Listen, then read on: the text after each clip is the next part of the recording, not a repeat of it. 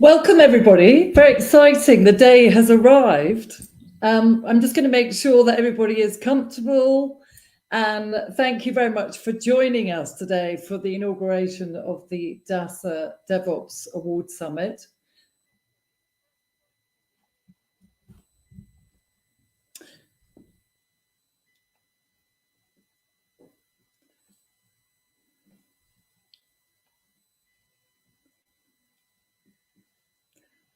Sorry, I'm getting a bit of an echo on my microphone for some reason.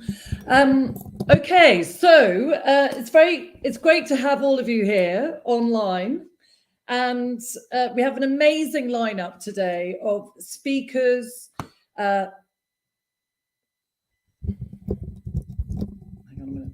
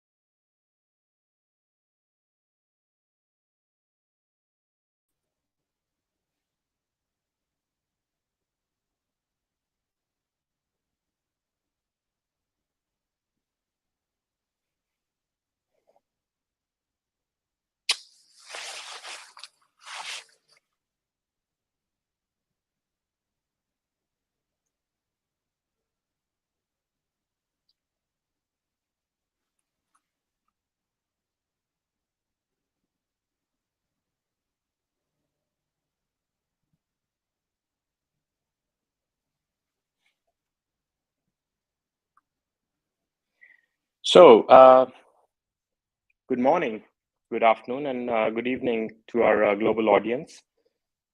Welcome, everybody. My name is Sukhbir Jasuja, and in my role as chair of DASA, and on behalf of the DASA team, I'm very proud to welcome you to our first annual industry awards. Special welcome to our member representatives who are joining us from all over the world, members of our regional and global communities also, including the Enterprise Leadership Forum, members of our working groups, expert forums, and of course, the DASA circles. DASA's DevOps Industry Awards have been established to recognize achievement in our field at organizational, team, and individual levels, and to celebrate these achievements. We are not only celebrating the winners, but also the nominees who have shared specifics of the fantastic work that is happening in our young industry. All of these individuals and team acts can inspire countless others. And DASA wishes to highlight these initiatives through these awards and celebrate the pioneers and innovators in our industry who are showing us the way. And we are really excited about how this process has gone over this past few months of initiating these awards. Recognizing and celebrating successes is one of the pillars of DASA's new mandate. While DASA was established in 2016, and I was one of the founding members, and DASA has in the meantime become well known globally as a certification body for the fields of DevOps and Agile during these past 6 years. Based on the initial traction and successes with initiatives such as DASA's team competence model, which many of you might have explored. It's available on DASA's website.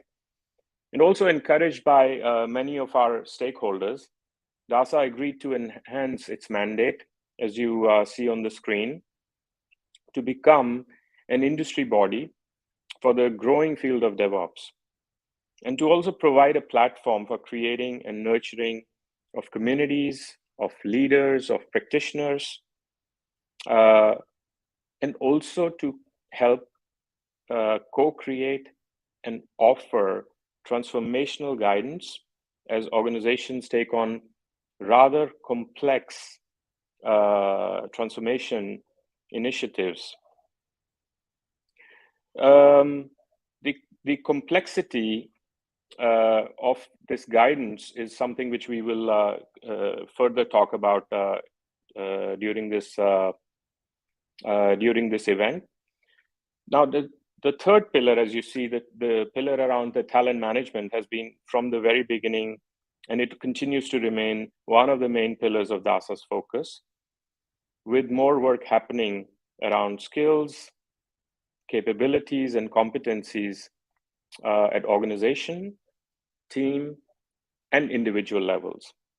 Several new initiatives are underway, and there will be some major announcements in the form of organizational competence model and the launch of DevOps Talent Academy, which are anticipated in the coming weeks. So please do look out for those. DASA is doing some incredible work in these areas. Now, today, the focus is on our nominees, finalists, and eventually still to be discovered, the winners. But we are here to celebrate all of these folks. I mean, in my view, these are people who are leading. They are showing us, they are venturing into new areas, new territories.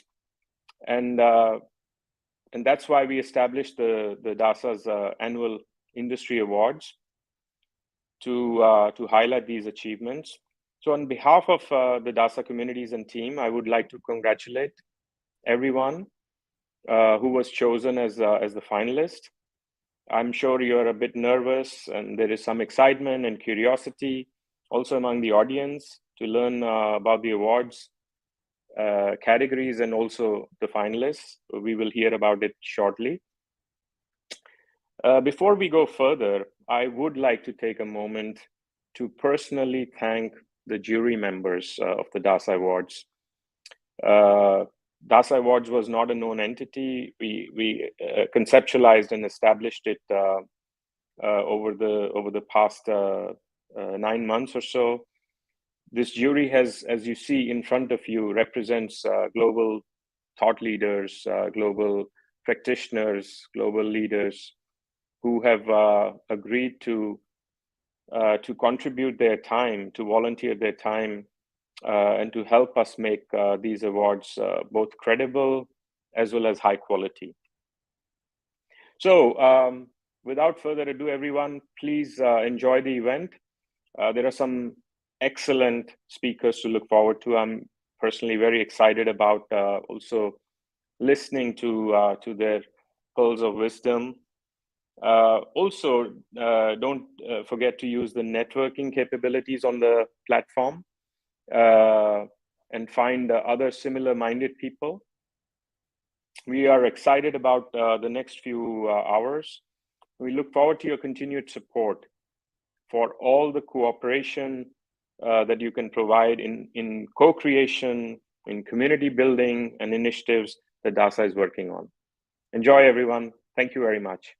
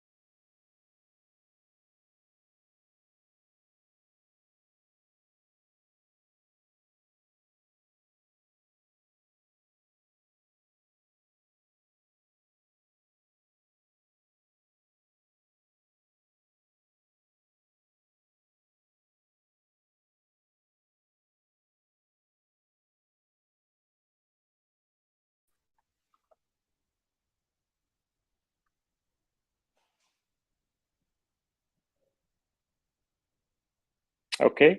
Am I audible? Okay. Thank you very much. As you all noticed,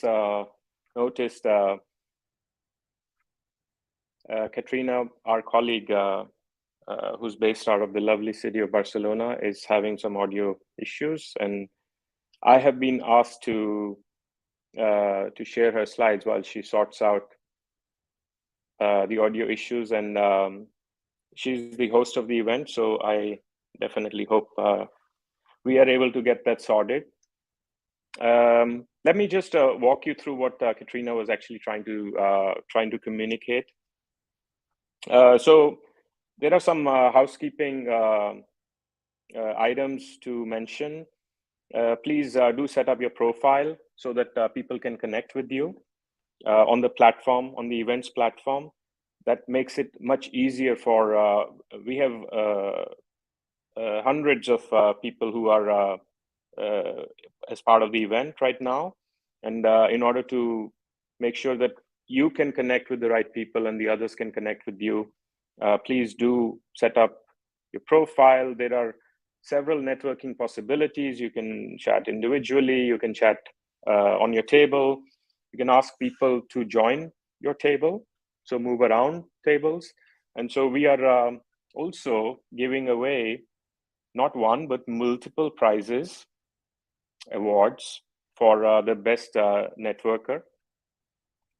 So, I mean, if the incentive of networking in itself is not enough, then you can even win prizes. So I hope that definitely acts as an incentive for more of you to get active and walk around tables and connect with other people. There is also a quiz which we will be running throughout the event. This is the DASA DevOps quiz. Again, there are prizes associated with if I understood correctly, these are Amazon vouchers which are going to be given out. So please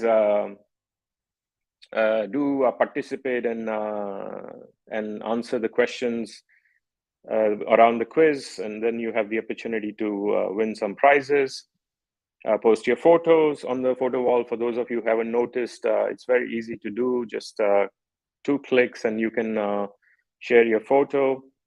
The event will be recorded, and so you can also get access to the recording and look through the events again. We have also listed the Twitter accounts of the speakers, so in case you want to tweet, tag the speakers, etc., please feel free to do so. There is a DASA support table, so in case you run into any technical issues like Katrina has, please don't hesitate to reach out to the support table, and they will try to sort you out. So enjoy the event as we look forward to our first speaker of the evening to take over. Thank you very much. Yeah, good morning, good afternoon, good evening, and thank you, Sukhbir. Hopefully you can hear me. I can see myself, so I guess it's okay. And thank you for organizing such a great, engaging networking event. We are in times where learning is so important. You talked about the importance of stay curious and keep pioneering and innovating. So hopefully, as you said, I can give a bit of a pulse of wisdom from where I'm coming from. So my name is Angelique de Vries, and I'm the CEO for the Northern European region at Salesforce. And credits to the DASA DevOps community. Congratulations to the nominees and to the finalists for the different tracks. Excited for you, and thank you for all joining this event. If you talk about pioneers, so Salesforce, as you might know, was founded 24 years ago, and basically was one of the first, if not the first company starting with going into the cloud. Wanting to bring business applications as easy as buying books from Amazon. And hey, now 24 years later, look at the company as the fastest growing software company. And I think we are not finished. It's an exciting time. It's an exciting world. And I think pioneership, innovation, inspiration is so important. So thank you for organizing this event. If we look at the importance of this, we really believe that businesses are the greatest platform for change. And I would say especially now, I guess the last years have learned us, if we go back to COVID and the pandemic, and hey, it's not over, but we learned a lot from it, that was a moment for many companies. Many companies realized that they were not fully streamlined or maybe not as resilient as they thought. So previously, some companies may have seen digital transformation as an option. Today, I would say it's a given. It's a must-have.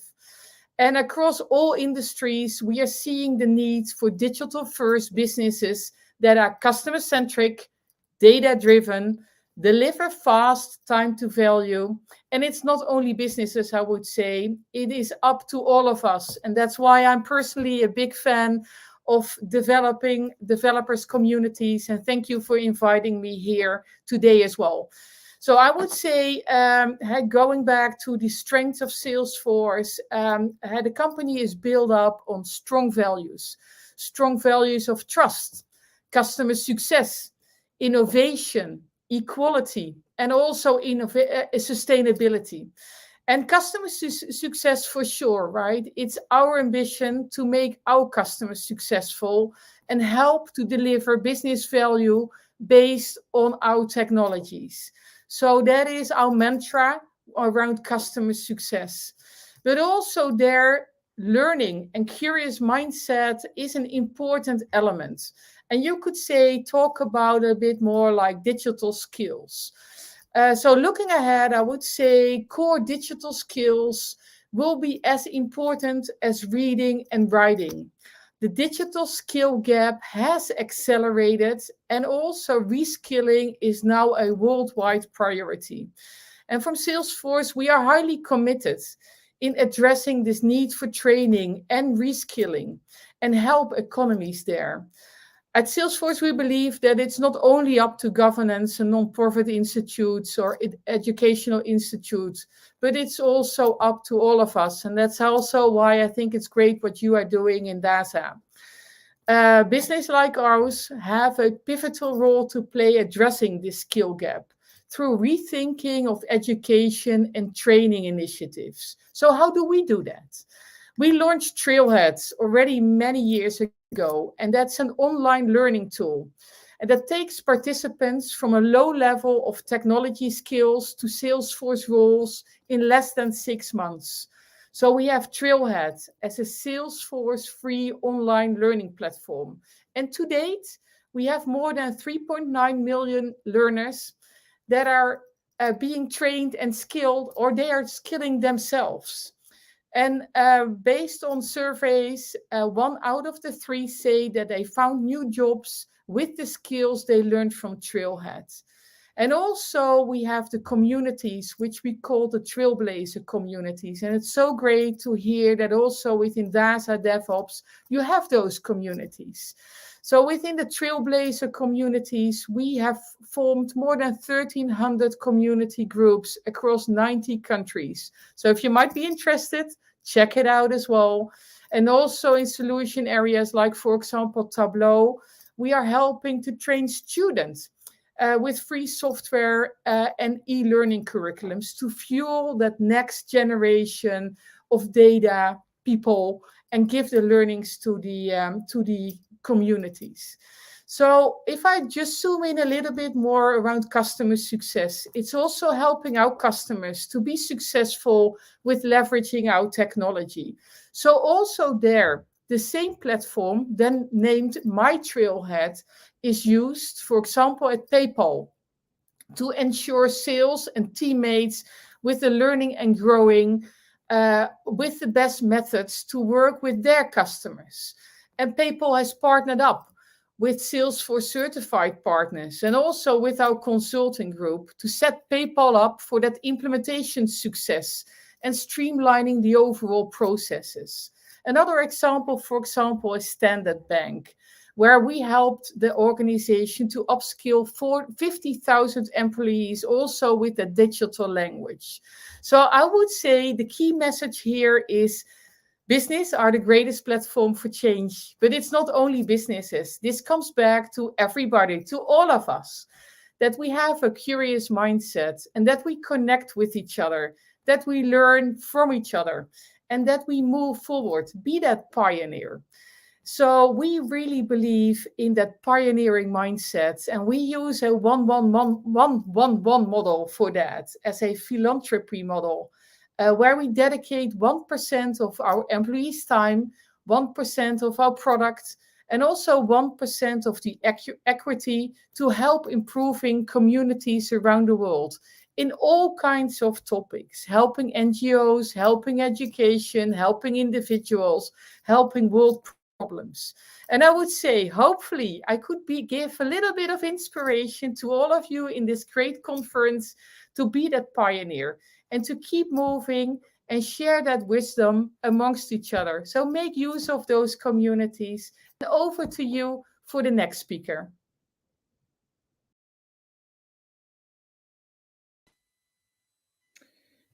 I hope you can hear me now. Sorry about that. Sebastian, hello. Hey, Good. Katrina. You can hear me. You can hear me now. Sorry about that. It was a microphone issue, but we're back in the room. So thank you, Anjali. That was fantastic, and some very good tips on how to make your team successful. And now I'm going to hand over to Sebastian, who is head of manufacturing at EMEA at ServiceNow, and also co-author of DASA DevOps Leader Program. And Sebastian is going to announce the finalists and the winners for DevOps Transformation Awards. So over to you, Sebastian. Thanks, Katrina, and it's hope that I'm audible. I hope that's a yes. Yes, thanks. I'm really honored to be selected to represent the jury of the DevOps Transformation Awards. It was a lengthy but interesting process where I had the luxury to read all the applications around different, let's call it transformation awards, being the Cultural Transformation Award, the Talent Transformation Award, and even the DevOps Transformation Team Award that we will represent in a few seconds from now. Today I'm working from the high-tech campus. It's not Barcelona, but it's still an inspiring environment where all of the talent, and I also shared by Angelique, I think it's clear that talent needs the right culture to succeed. And every of those companies here, or in let's call it Europe, or around the world, are transforming into a high-performance DevOps organization, leveraging tools, the platforms, and the team culture to be very successful. First of all, I would like to move into the next award. And I would like to introduce the next award. This award honors a team which is outstanding in its capability to work harmoniously, deliver high quality results, change continuously, and be able to adapt to the environment. The justification of this award is that success with leading a digital transformation project, nominator and endorser, quality of the nomination, evidence of critical situations that the team overcame. And I would like to start with that number 3. It's Accenture, who represented an awesome application and showed that they are capable of leading high-performance digital organizations and support the transformation needed. But then I would like to move into the winner of the DASA DevOps Team Award. And the winner is CGI. CGI, I would like to congratulate you with your, let's call it, application and being recognized by DASA, the DevOps Awards on 2022 on your performance related to the DASA DevOps Team Award. Thank you and congratulations. Then moving into the next one, the DASA DevOps Talent Transformation Award. Again, we will have seen many applications. The DevOps Talent Transformation Award honors an organization, not a team only, that provides career development, clearly articulated by an organization, a sales force, that rewards good work and which efforts have significantly advanced the transformation of high-performance team, create a safe environment.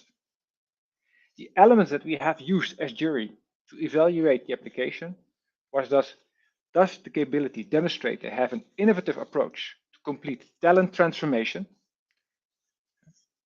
And we have looked into the quality of the nomination itself. And again, I would like to start with the number 3 of today.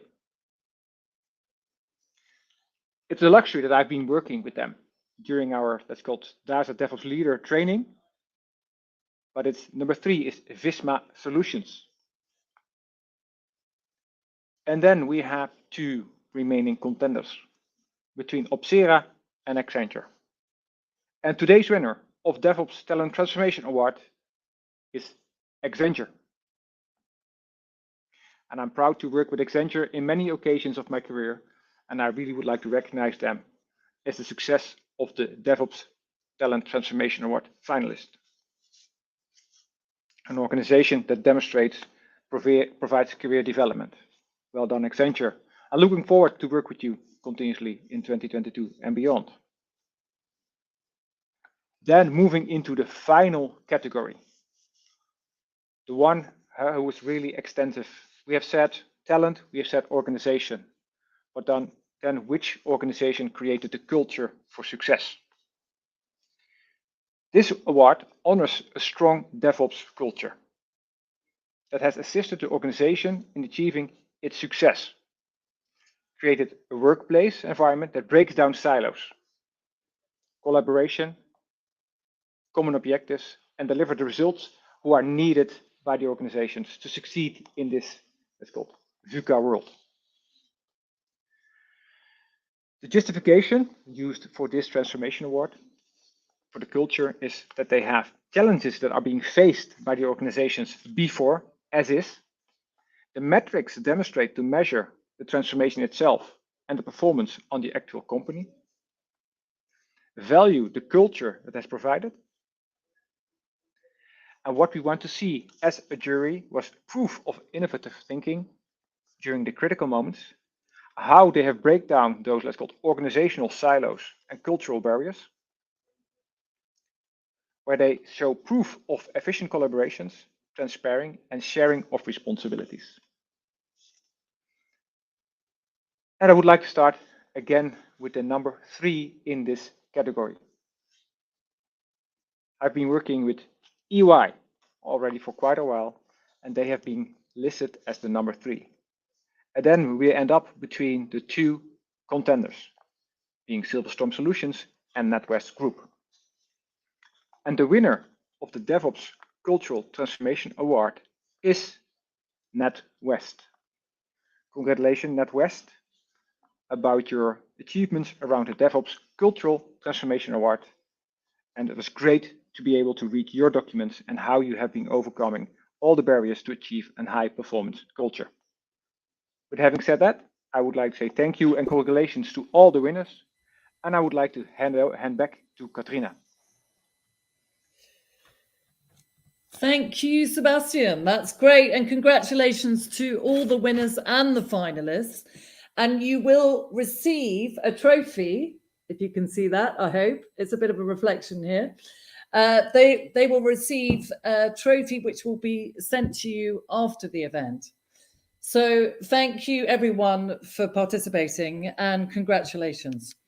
Now we're going to move on to our next talk today, which is DevOps Scalability, What Brings DevOps at Scale, with Alban Kornilov, who is a management consultant in Capgemini Invent and also part of the Digital Factory and DevOps, has many years of DevOps expertise.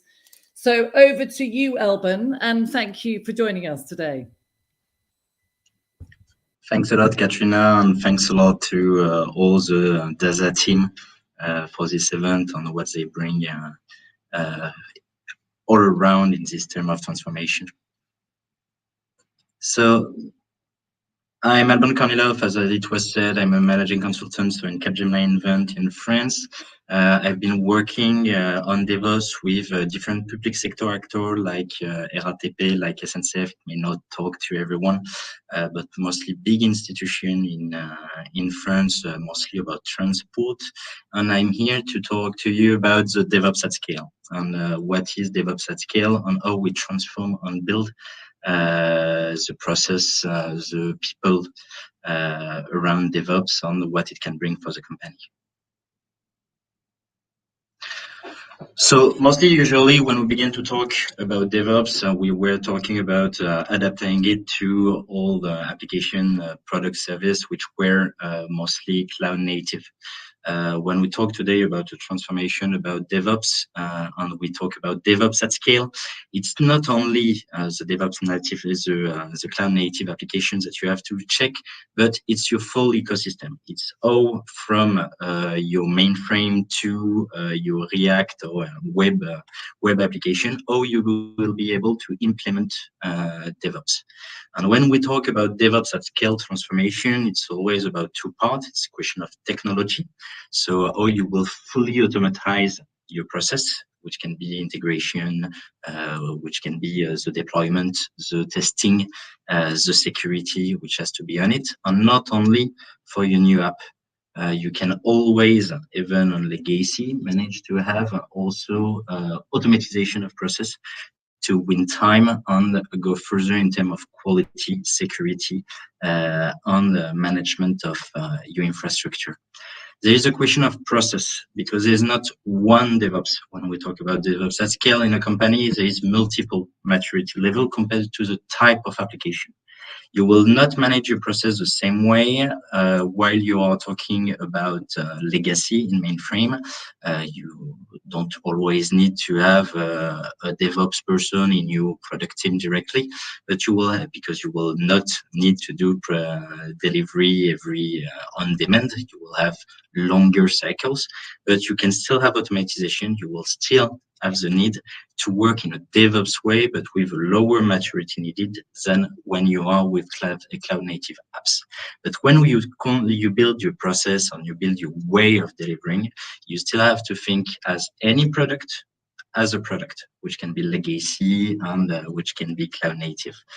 On all these parts, you will have to create your models on your maturity level to be able to scale up your delivery, whichever the kind of application it is. And there's also the people part. How you manage to install your DevOps competencies. It's not only a question about knowing the methodology, the safe model on Earth. DevOps is a question of continuous improvement inside a structure. We'll see by an academy, by example, but it's also an individual way of also thinking for every role that you will have in a squad. And that's also what you have to change in your organization. Every person in a DevOps at scale organization has also its turn to put to the house and to transform the view to always work together and break silos. And it's from these three perspectives that then you will really be able to reach the DevOps at scale with continuous improvement, with always the need to think business impact and how the action that I will do as a tester, as a product owner, as a developer, as a DevOps engineer will have an impact on the business of my company and the impact I will do. So when we talk about DevOps at scale, it's not only specific IT activity, not a modular and simplistic. It's not a simplistic process. You have to find the right models for all your product typologies. And compared to legacy, cloud native, cloud ready, you will have different process, different organization, but which should match and work together. If we can go on the next slide. So mostly it's a small scheme, and we will go a bit on each part. And as we saw, the technology part, the process part, the people part, and then the business value which bring. In terms of technology, today what we can see in different sectors is that you have different efforts for different tool chain, different departments. When you talk about DevOps at scale, the goal is to have one standardized tool chain as a product, which will live through the alignment that you will have with your different business units, with the need in terms of technology, with the need in terms of acceleration. You will have your evolution of your roadmap compared to your product version management and stuff like that. But it's also how you will integrate the new technology which are needed for your different business. One tool chain, one software factory, where you can have actually multiple process inside, but for all your system to automatize legacy, to go further in DevOps for cloud ready and cloud native. As I was saying previously, the goal is to automatize most of the task to win time for on quality and security. You have different toolings like checkmarks and RCube for quality and security, which are important to go further in terms of qualities that you will bring through technologies. And when we talk about technology, usually you will have a squad which will be in charge of your software factory, which will manage your software factory and enhance it. What we did put in different companies like SNCF, for example, is to go further than that on how you create the communities and you use also your product team to be able to help develop it, because they have their own needs, they have their own knowledge, and it's how you will collaborate between everyone on these typologies of project. What we usually see is because technology was actually one of the first drivers for most of our clients in terms of development of DevOps, and it was mostly built and created to based on a squad without taking into account the different teams. So the goal when you do a product is also to go see your client, you go see your customer, go see the user, which will have the experience and onboard them on it, and work with them to develop the product to be better. If we go on the process part, on the process, as I was saying, the question is about the maturity models. All product typology will not manage the legacy, the cloud ready, the cloud native in the same way, because they have their different time to market deployment frequency needs. They have their different expectations. And so you will have to work differently on it, while possibly also managing to modernize your also working it as a product, structuring it to actually go further in your transformation. Through DevOps at scale, at some point, you should actually manage to transform your legacy to be in cloud ready on cloud native format. You have to break silos between organizations. We found an organization in the bank sector, for example, which actually had its own testing department, which was a huge silo between all the teams, meaning that this team was doing every year only 2 deployment of the whole IT system to ensure that everything was correct. So you don't have the same possibilities of elasticity and of reactivity on your different products. You need to go from on-demand to trimestral if needed for legacy, for example, deployment. And then there is a question of end-to-end responsibility on product delivery, and it's one of the base of the DevOps. You build it, you run it. That has to be integrated for most of the system and mostly all the systems. Say the team in charge of the build has to actually manage the bug and manage the SLA of the solution, and that's where you will have a value model compared to your process, which will be able to give guarantees to your business.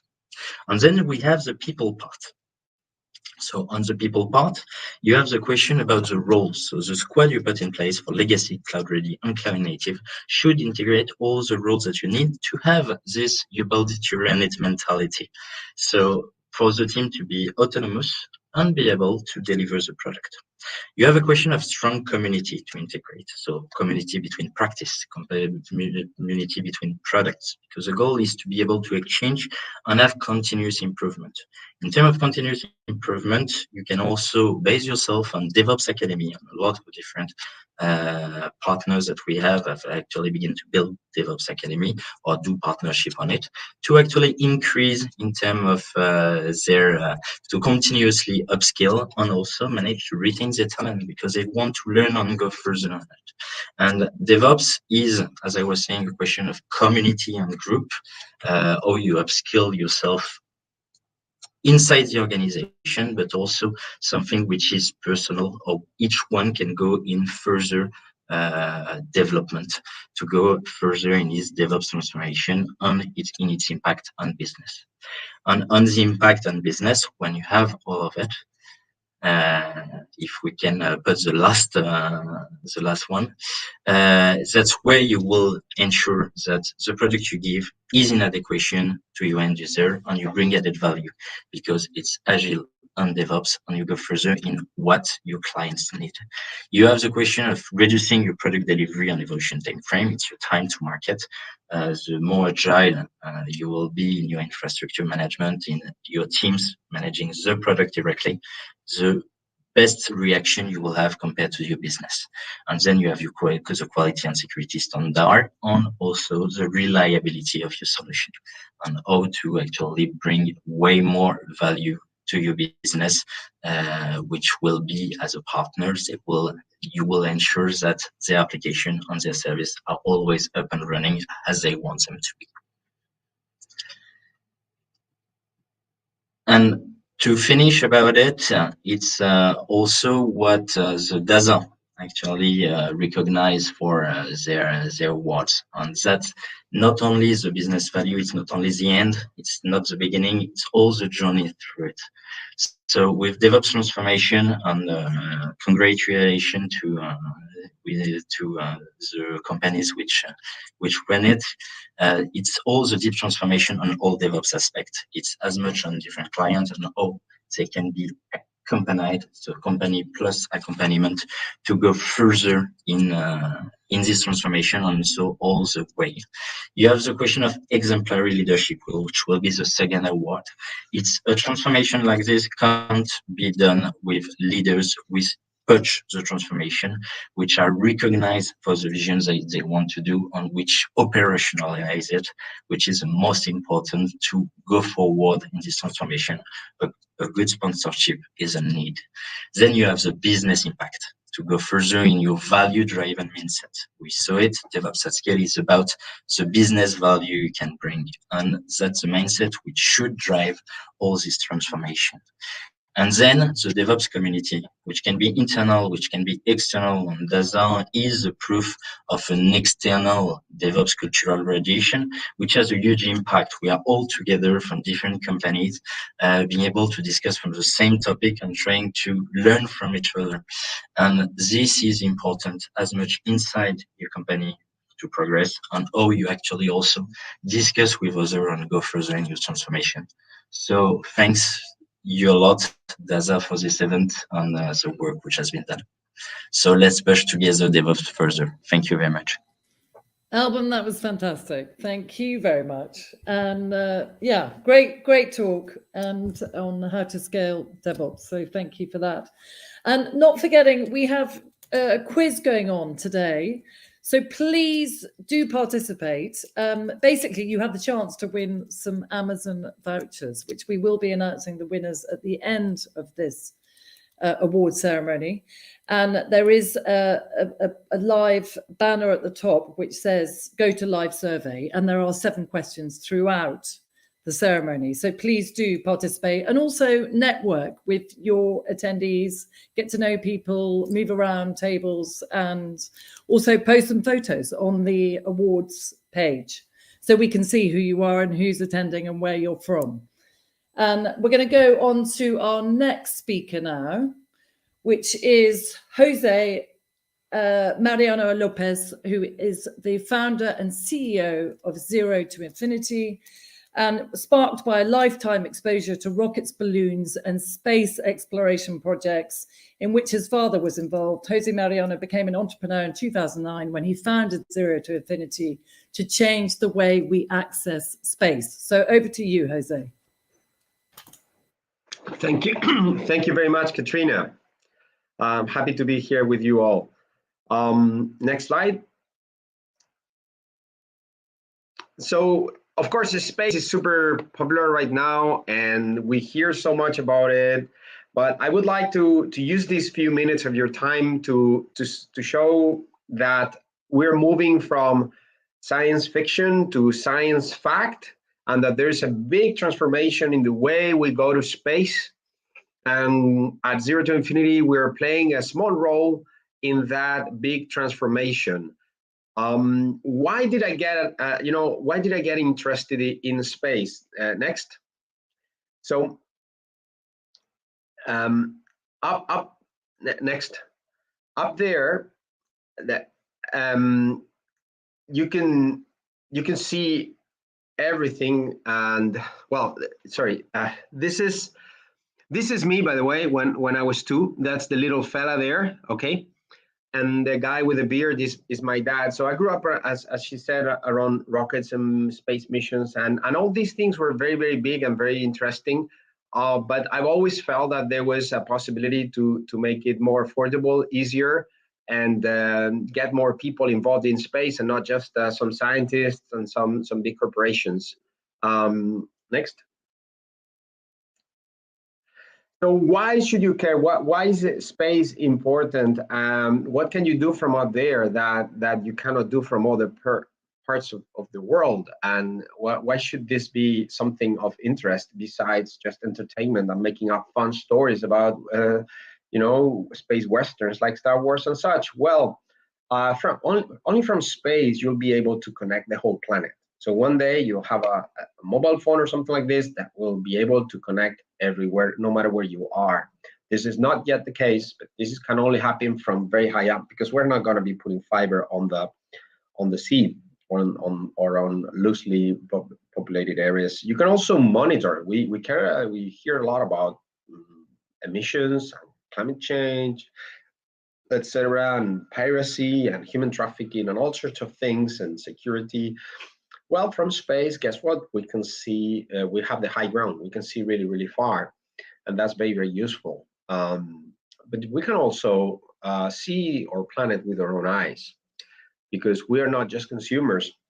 We're not just cogs in the machine. We're humans, and our experience is highly valuable. And getting that experience to more and more people, I think, will be a good thing. So those are basically the 3 things that you can do from space.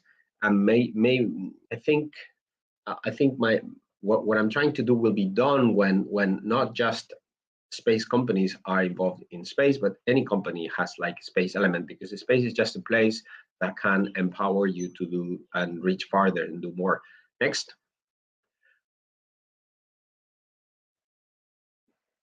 So traditionally, things were very big and they took a long time, and they had to have the requirements set up in the beginning. Okay, so you would have to say, okay, this has to be able to take this much mass and to go to this orbit, etc. And these were projects that typically were one-off, lasted many, many years, and costed hundreds or even billions. We're experiencing a change of paradigm, where we are moving towards both smaller items that act as a network, and also faster iteration cycles. So the agile word is really coming back to space, and it's becoming increasingly important, because if we do things in a more agile way, we can get more things done, and we can iterate our projects faster. And the example of the low Earth orbit microsatellites is a very strong one, but it's not the only one. And this change of paradigm is enabling the space sector to grow really, really fast compared to what's been happening in the last few years. And these kind of skills from the software world, or even applying some of the methods of the software world are important to the development of the space industry in the current day. Next. So let me talk a little bit about what I am doing with Zero to Infinity. So traditionally, space transportation companies basically use converted missiles or big missiles to send things up into orbit, and they need to fight gravity, and they need to fight the drag of the atmosphere. So what I realized is that, well, for some things you do need a big rocket, but for other things you can just use balloons. Balloons can get you high up, where the effects of space are already present, and also it can allow you to change completely the conditions from where to go even farther. So it's a rocket that takes off from a balloon is a much simpler rocket than a missile that takes off from the ground. So instead of fighting nature, fighting atmosphere and gravity, those forces of nature, you are embracing it to in a more environmentally conscious and efficient way get out of the planet. And it may not be great to attack another country, but it's great if you just want to place your items up there and make space useful. And I'm going to show you a couple of examples of how we're doing this next. So one is a vehicle for people. We call it balloon, and it will take off on a balloon, stay for a couple of hours up where the sky is completely black. By the way, that background is a picture from one of our test flights. And then the balloon comes down on its own, and the capsule comes back down on parachutes.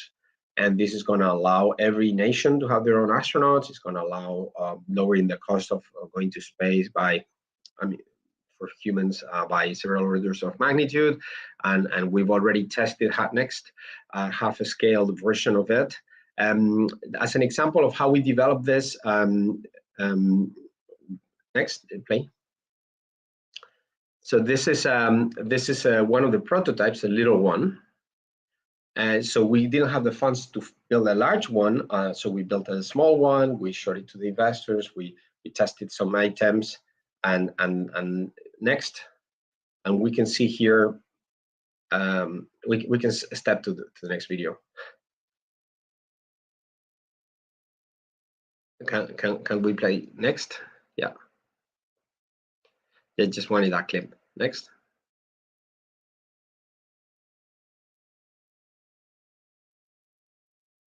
So this is our typical activities, how we launch. Give you a glimpse, and here at the end we're gonna see an example of the larger payload that we've been testing that will be able to take passengers. So these are launches from the sea, launches from the ground for all sorts of different customers, taking cameras, taking that thing that you saw there. That was the prototype, that one there, that will take passengers. So we move next one. We also have a patent on, as I said, a more efficient way to launch satellites, and it's basically taking a rocket up on a balloon to the edge of space and then firing the rocket, and that makes the rocket more easy to reuse and has about 10 times less parts than a rocket being launched from the ground. Have a patent on this. And again, we're raising capital to build this at scale and have a bunch of these Blue Star devices launching satellites for everyone. But as an example of this new kind of paradigm, we built a small scale version, next slide, and tested it and launched it from the edge of space. So here we can press play and see how the device launches. As you can see, the sky is completely black. It's a totally different environment. It has nothing to do with launching from the ground. You're like halfway there, and makes it super efficient to reach orbit from there. So this is a scaled version. It's an example of how you can, with relatively little capital in the world of today, get a lot of things done, and the opportunities are really, really big. So next is just my contact information. I'd be super happy if any of you have some space ideas or want to reach out and share some point of views or are interested in space. I'm on WhatsApp, and that's my email. And thank you very much for giving me the opportunity to share a little bit what we're doing and where the space sector is going to. Thank you. Jose, thank you very much. That was fantastic. We always like to learn what's going on up there, and what is the future of space and how it relates to today's world, and also the world. There's synchronicities as well with IT and DevOps. So moving on to our next talk. We're going to be highlighting the exemplary leadership awards, and who better to host it but Rick Fahrenhorst, who is director of digital at Ordina and co-author of DASA DevOps Leader Program. So Rick, over to you. Yes, thanks, Katrina. Nice to be here, and on behalf of the rest of the jury, let's discuss the winners and also the finalists of the various exemplary leadership awards. So we start with the first one. That's about inspirational DevOps leadership. Yes, this one. And this award honors innovative organizational leadership that has aided in the evolution and acceptance of DevOps practices. So really from an industry point of view, pushing the boundaries, showing mentorship, but also concrete results and achievements in an industrial context. And we have 3 great finalists selected from many nice submissions that we have gotten.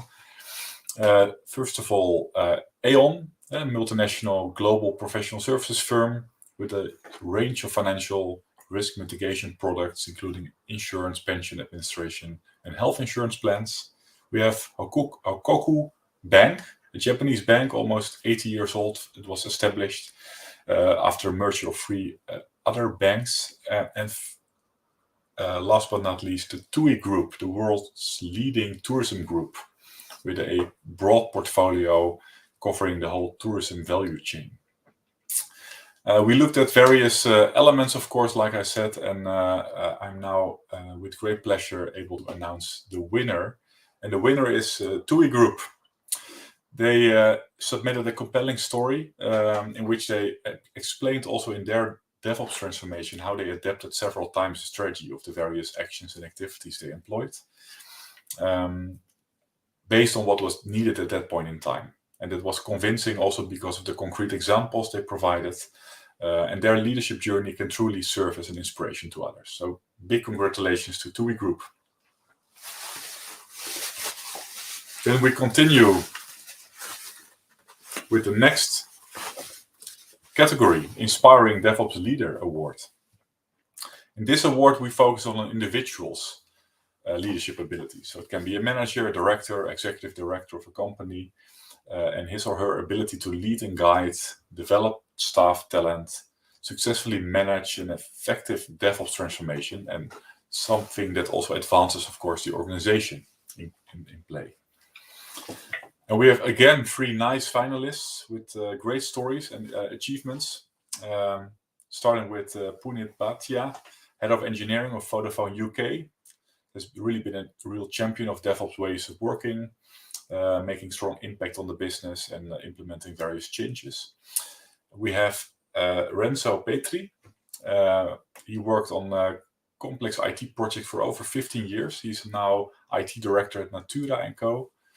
And we have Arvind Rathore as industry leader who drives agile and DevOps ways of working to help many and help revolutionize 21st century organizations.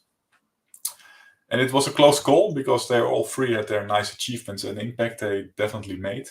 In the end, we decided as a jury that the truly the best winner and recipient of the award would be Arvind.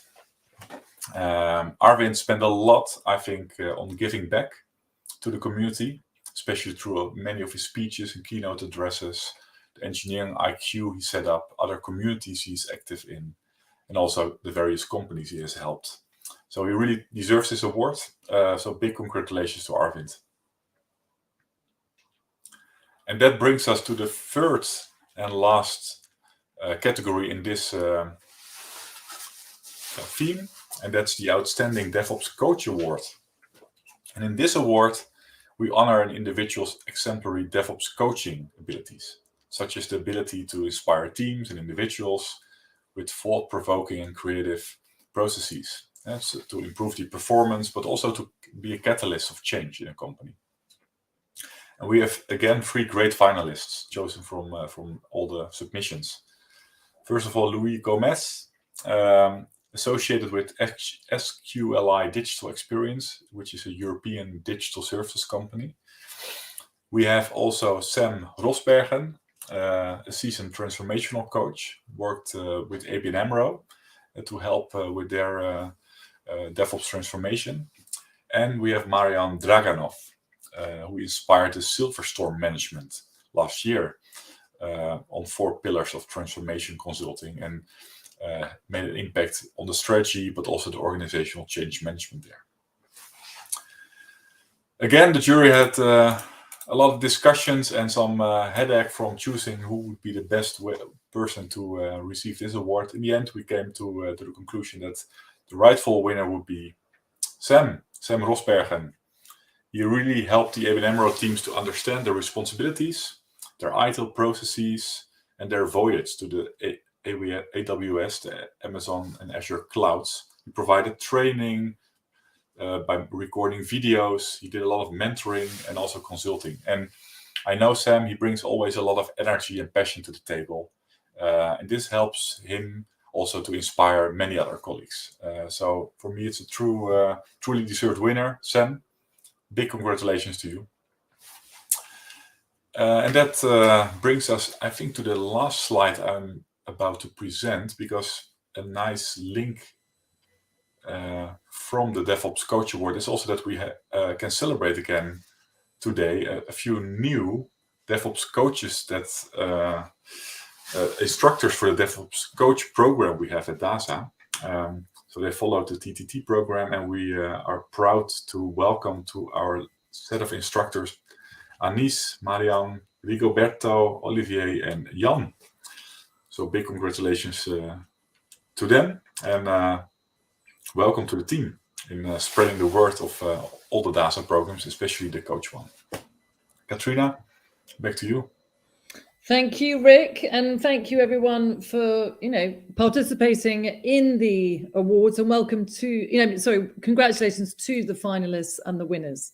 And again, we will be sending you one of these amazing trophies to celebrate, to celebrate your success. And next up, we're going to be talking about why DevOps needs Agile too, and Lisa Cooney, who is an Agile coach at Spotify, who is co-author of Agile 2, the next iteration of Agile, and editor of Evolve Agility. And DevOps ideas and practices tend to focus on the technical while they emerge from Agile, and they have moved on leaving outdated Agile beliefs behind. So learn how Agile 2 is sought to rebalance Agile philosophies in ways that support and nurture DevOps. Lisa, thank you for being here. Over to you. Okay. Well, thanks for having me. Hi, everyone.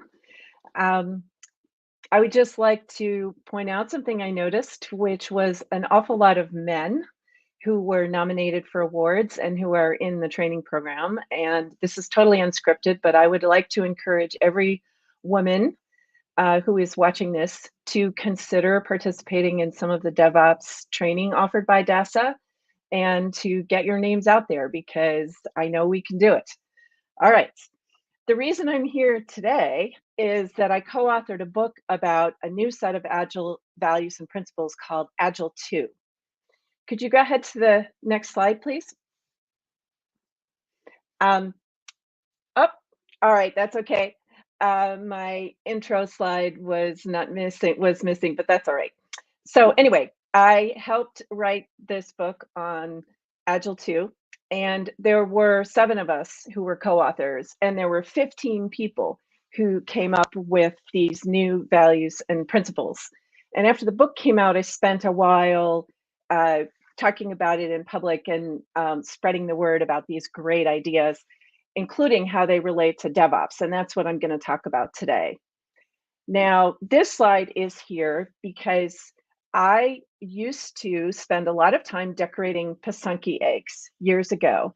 And this is actually an ostrich egg that I decorated myself. Pasunky is a Ukrainian word, and it means an egg that has been decorated on.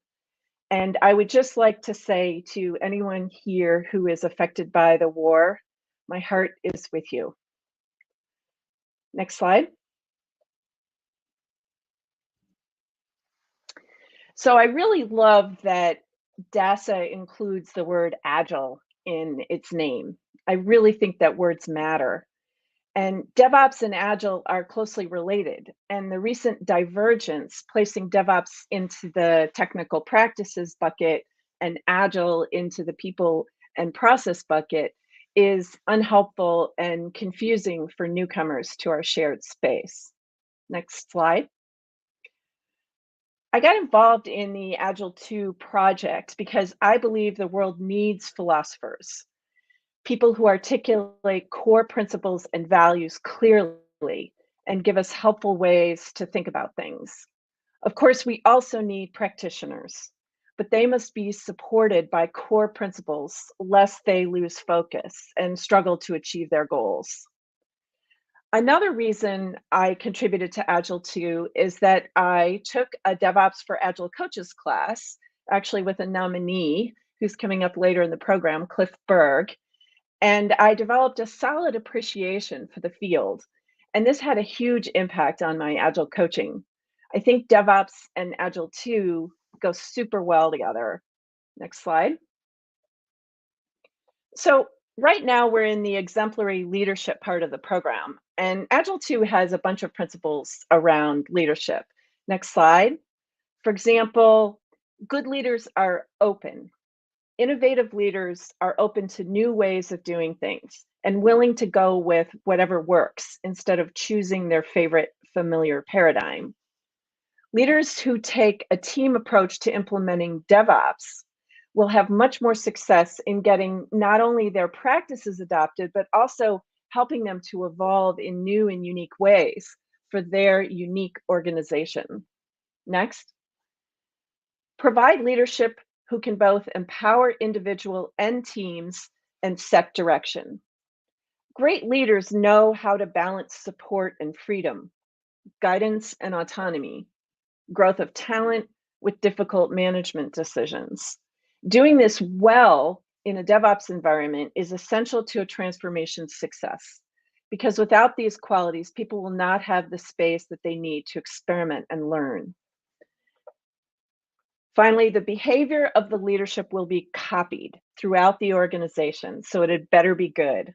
People are people, and they look up to and imitate their leaders. So those who own or run large organizations should model the behavior and the beliefs that they expect others to live by. Next slide. So you may be wondering, what does it mean to be a great DevOps leader? How is that different from just great leadership? I'll tell you what I think. DevOps is about fundamentally weaving together development and operations.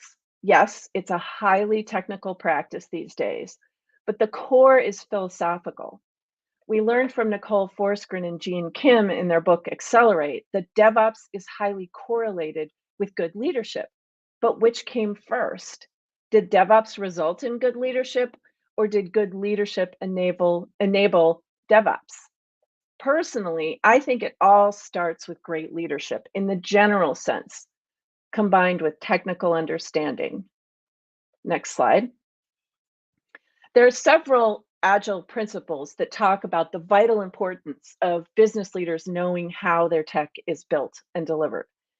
This doesn't mean they have to be engineers, but it does mean they have to learn enough to work in a side-by-side partnership with their tech brothers and sisters.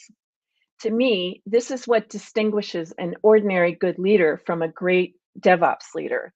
The latter knows a thing or two about tech. Now, I'm not saying business leaders lacking tech savvy are going to fail, but I do believe that they are limiting their success without realizing it, literally leaving money on the table. Next slide. We have an Agile 2 principle that goes, change must come from the top.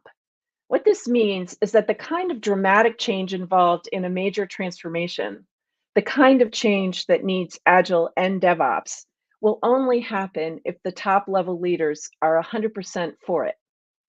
The Inspirational DevOps Leadership Team Award is about recognizing leaders brave enough and trusting enough of their people to lead their organization toward adopting DevOps.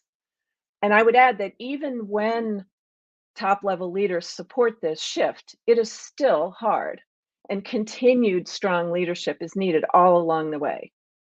Next slide. I love the award that focuses on the inspiring leader, because what could be more important? The very definition of a leader is someone who has followers. And this doesn't come automatically from positional authority within an organization. A leader needs to inspire others. And to inspire DevOps and tech people, you need to know what they're actually doing. And you need to support their efforts to grow and learn continuously. Next slide. Another Agile 2 principle goes, professional development of individuals is essential. And I've never seen an exception to this. The DASA Inspiring Leader Award recognizes those who develop talent, enable people to grow, and this in turn gives DevOps the space to breathe and to expand into the whole organization. Next slide. So what is a coach in a business setting? By definition, this is someone without positional authority who leads by influence. Coaches teach, mentor, guide, share, and support. Outstanding coaches have the ability to bring about dramatic change with their creative thinking and their constant questioning, inspiring those around them to reach higher and farther and achieve more. Getting DevOps going in an organization is really hard. Of course, the tech is very complex, but even with all the tech in place, the people can be in the way because they cling to counterproductive processes and beliefs that hold them back. A great DevOps coach doesn't just teach, they ingrain belief systems and new ways of viewing the world. As someone who tries to spread great ideas around, I know just how difficult it is and how essential it is to leverage your own knowledge and expertise to be good at that. When you succeed, executives and tech leaders hear about it. They get curious and they want to learn more. And just now I said that change comes from the top, but sometimes individuals through their successful DevOps and coaching efforts have success that gets the attention of the top level leaders. The leaders get curious and they want to find out more, and a good coach will find ways to educate them, which is really important because those leaders are the ones with the ability to make systemic changes. I actually think that coaching is an important leadership skill set all on its own. And great coaches are themselves leaders in many respects, even without positional authority. Those who actually change, the leaders and the members of the organization, are the ones who usually get the most attention. Great coaches often don't get enough credit. So the DASA award honoring the contributions of a DevOps coach is really important to shine a light on the excellence in this area. Next slide. It's been really exciting to hear about who has won these DASA awards, but I would like to say to each and every nominee, it's an honor that you were even in the running.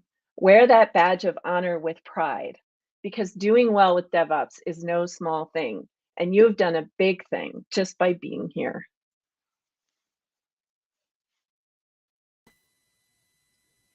Lisa, that was wonderful. Thank you very much for your inspiring talk, very heartfelt.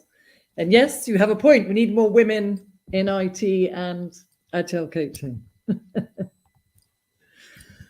So thank you, Lisa. So, gosh, there's some great talks today. And we have our next speaker, who is going to be talking about building tech with purpose and keeping the end in mind. And by the way, if you have any questions for the speakers, we have listed their Twitter accounts, as you can see. And so today, who's going to be talking about building tech with purpose is Roberto Hortel, who is head of product of chargers and app software at Wallbox Chargers. And Roberto is an innovator, digital visionary, and an agent of change with many years of experience in UK and international corporations. So Roberto, thank you for being here, and wonderful to have you. Thank you, and hello from sunny Barcelona as well. There's two of us here. Right, let's talk a little bit about why we do what we do. Can I see the next slide? I really want a clicker. So we normally talk about what we are working on, and we've been spending a lot of time talking about what are the most efficient ways to do what we do. But we've also seen some great examples earlier about someone literally shooting for the moon and doing something because they were inspired as children.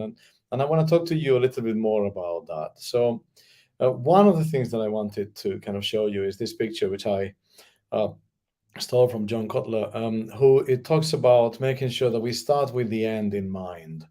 Why do we want to do what we do? And this is one that I did in my previous job when I was working as an ed tech. Our goal was to improve education outcomes around the world. And then at the bottom there, you can see that in order to do that, yeah, we need to do some tasks. We need to automate some things. We need to count a number of things, but we always kind of think about why we want to do and how do we want to leave the world a little better than we found it, if we can at all. I see the next slide. So what makes a good end? Purpose. So not only we need to understand what is the end of what we're doing, but can we turn into something that actually inspire us and inspires also our customers? So the reason why something exists, the underlying essence. I love this definition. Can you think about the kinds of work that you do every day and try to describe the underlying essence that makes your work relevant and necessary to its customers? It's not something that is just going to make your business successful, but it's going to help the overall good of society. And it also, and very importantly, if you think about it from your own point of view as consumers, it helps your users demonstrate what they stand for. So when you think about it, your users are going to use their product as something that kind of demonstrates the kind of people that they are, right? We are there in the middle about, what do we love? What impact do we want to leave in the world? What drives our profit? And actually, what are we best at? What can we do that nobody can do better than us? But it's only when we combine all of these things, our passions, the meaning, our visions and values, that we actually kind of create something with actual purpose. So can we see the next slide, please? So a few examples. I like to talk about myself a lot. Everyone does a little bit. So I'll tell you about my purpose story. So a long time before many of you were born, I used to work in a company that was all about the purpose. It was right there on the logo, Nokia, connecting people. It was very clear what was the point of the business existing. The whole business kind of gravitated around this purpose. That was something that we wore very clearly, in every box, in every product, in every phone that we create. Every time you turn on the phone, we reminded you we are all here about because we want to connect people. And then I worked for a company called EasyJet, and this was a lot less overt about the purpose. We didn't shout about it from the rooftops. But if you think about it, what EasyJet and the other low-cost airlines did was opening up the world. Before these kind of companies were around, travel was a luxury and was only then available to certain classes of people. When EasyJet, Ryanair, people like this came around, suddenly we could all just turn up and go and visit other places. And, we could experience other nations, we could experience other cultures, and we could get to know people that were different to who we were. And we all became better in the process, So very important, I think, transformation, a very important purpose. Why would you want to be able to arrive anywhere for not a lot of money?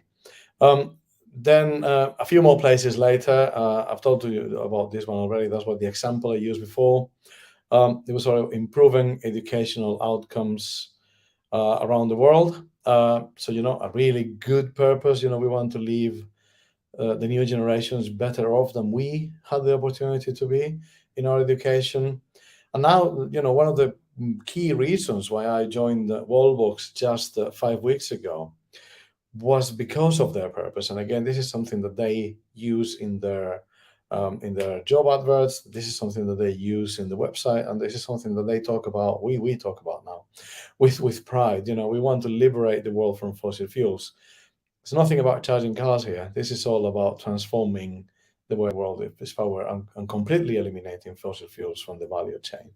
So this is the sort of thing that I recommend you think about when you're describing to other people what you do for a living. Perhaps let's talk a bit less about what we do, and perhaps let's talk a little bit more about why we do it, because it is important that we all have something that we feel motivated about in the morning. We work in something that really defines a little bit who we are. Right, next, please. So how do we become purpose-driven? Purpose is the difference between managing something and mobilizing resources. When you think about movements, we all kind of have a passion. And we don't need to be told to get engaged in our passion.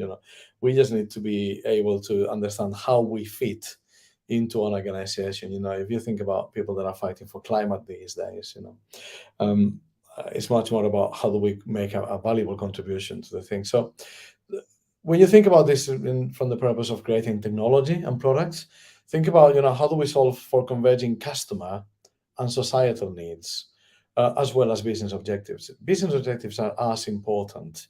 No one's going to have a sustained success if we can't pay the bills. Great ideas, great ideas without business, fair business support behind them, don't last very long. If you're a leader, if you're lucky enough to be a leader, lead with a servant heart and a systems mind. Servant leadership is a thing that we'll talk about the next time we get together, but something I'm passionate about. We as leaders are here to enable other people to succeed, and a systems mind, understand the long change of consequences of things when you happen. And finally, adopt practices that integrate diverse perspectives. So I'm very quickly going to talk to you about each one of these in sequence. So if we go to the next one, please. When we're talking about converging needs, you've seen this picture before, so I won't bore you with it again, but it's about just making sure that you get to a point where your aims, the aims of society and the aims of your customers, as well as the aims of your business, kind of coalesce, and you will have a great kind of starting point from which to deliver purpose. We come to the next one, please.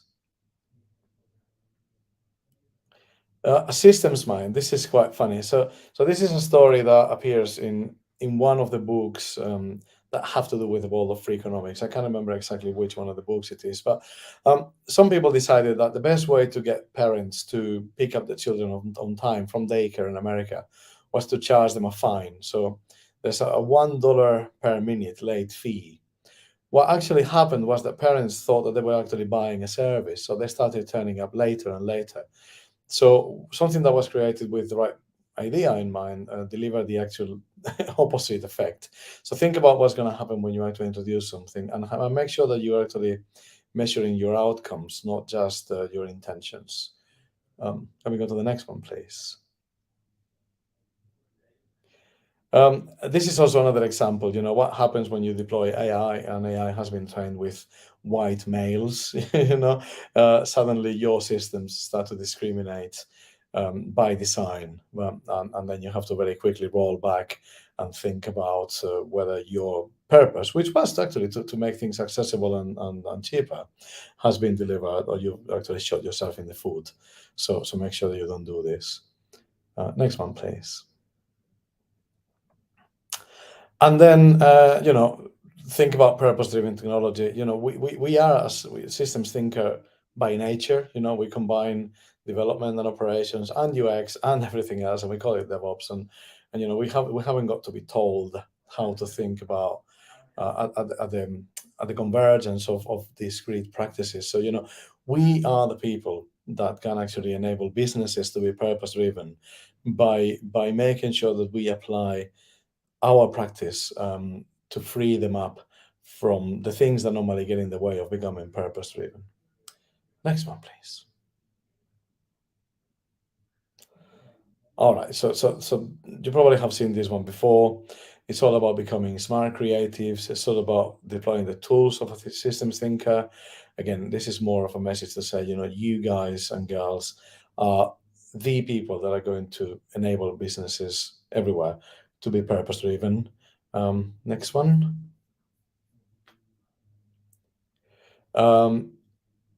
Actually, interestingly, customers really care about purpose. We have seen these recently in the UK. More than 50% of people basically say they make choices based on the purpose of the businesses that they operate, that they buy from. And millennials is 2/3 of them. So, if we needed a reason to be purpose-driven, here it is. We shouldn't need one because it's the right thing to do anyway. Next one, please. And yes, just make sure that you are your passion So thank you for listening to me today. I think this is my last slide. I'm going to dare to say next one, please, just in case, but I don't think there is any more. And congratulations to all the nominees. Congratulations to all the winners. I was a member of the jury. This was really difficult because all of the submissions were so good. And I look forward to the rest of the day. Thank you. Thank you, Roberta. That was great. It's so important to, build business with purpose, and nice to see an Ikigai there. So next up, we're going to be announcing the finalists and winners for the Business Impact Awards. And we have here today Sina Sani, who is finance strategist, currently at Fantu still, yes. And also you've co-founded 4 startups with 20 years experience in the tech sector. So you've been through the highs and lows of startups. Sina, I'm going to hand it over to you. Well, thank you, Katrina. And it's great to be here. So thank you for inviting me to give the awards today for the Business Impact Awards for the finalists and winners. I'm super excited for the DevOps community and DASA actually putting the people who are in the background at the forefront, because these are the people who actually make things happen for us businesses. So it's great pleasure to be here, to be really showcasing these amazing companies and amazing people behind it. So well done to everybody who's participated for DASA Awards. So to introduce you, firstly, I'm going to introduce the 3 categories which are creating the business impact. So the first one is the DevOps Business Value Award. This award honors an organization's success in implementing DevOps to improve business outcomes and demonstrating how DevOps has delivered actual commercial value to the organizations. The second category, which is DevOps Learning Solution Excellence Award. This award honors an inspirational institute that has encouraged professionals to solve real-world challenges through innovative and inspiring learning projects. And the final category, which is Partnerships for DevOps Project Awards. This award honors a successful collaboration for DevOps projects between organizations and service providers. And I can see each one of these, they are very challenging areas. So well done to each one of you. The 3 finalists under DevOps Business Value Award are EY, Ernst & Young, Tata Consulting Services, and Honeywell. And the winner is Ernst & Young. Well done. Why did they make it to the DASA 2022 awards winner is basically, I'll try and explain to you the process that they went through was the grades that we did was we actually looked at the metrics, we looked at the KPIs involved, the quality of the motivation, the quality of the references, and also the challenges and the barriers that how they had to overcome these. So EY teams, just to give you the explanation as to how they won this, is EY teams carried out a value streaming mapping exercise for about a week to solve process-related challenges by building robust processes, ensuring timely adherences to identify all the bottlenecks. The movement revealed all the problems existing across processes that were picked up during the project. The DevOps-led approach created a real impact for clients and transformed how EY Comply platform was shaped up a cloud-first platform. The initial transformation was challenging. It involved convincing and aligning all the key players to a common goal by unlearning the old way and working the DevOps way, which is a challenge in any organization. So well done, and congratulations to the amazing dedication and the work that you guys have done. So well done. Going on to the second category, which is So basically, the second category, the learning solution, which is the DevOps Learning Solution Excellence Award, which is with Efficode, Gaming Works, and Ordina. And the winner is Efficode. Well done. Efficode. Now, Efficode was founded in Finland in 2005. It is an Atlassian Platinum partner in 5 countries, which is there's 2 parts which they specialize in. One is Agile Specialized Partner for Atlassian, and the second is Scaled Agile Gold Partner. And Efficode provides Atlassian and Agile services. From an expert consulting and cloud transformation, Efficode route managed services to training, licensing, sales. The online pipeline game is a pandemic-proof online version of a popular pipeline card game. Efficode route brings together over 60 tools and provides centralized access control and real-time visibility to software development lifecycles. Efficode helps organizations become better at DevOps by assessing capabilities, providing a future-proof roadmaps, coaching, advising teams, and right process tools, turning plans into actions. Again, congratulations to Efficode team on your outstanding work and your projects. Amazing work, so well done. And now on to the third part, which is for partnerships for DevOps Project Award. So the runners-up are Natraco, Sandata Technologies, and Essentia. And the winner is Natraco. So well done. And now just to give you an explanation as to why they made it to DASA 2022 award winner. So well done again, Natraco. Natraco is a cosmetic company founded in Brazil, as background information, and approximately around 35,000 employees back in 1969. But the actual DevOps operations was actually strongly synergized between Natraco and AWS, which is Amazon Web Services, with their DevOps platform. This supports Natraco drastically to reduce repetitive activities. This improves the experience of developers to develop even more value of Natra consultants and consumers within innovative products. Within the model, it's guaranteeing more autonomy in business areas. Since this implementation, they have deliveries that have brought up to 78% reduction in cloud costs. That's absolutely amazing. Investors and other people will be super content to hear 78% reduction in cloud costs, companies' products without participation of specialized engineers. Natraco empowered the product area without losing governance and control.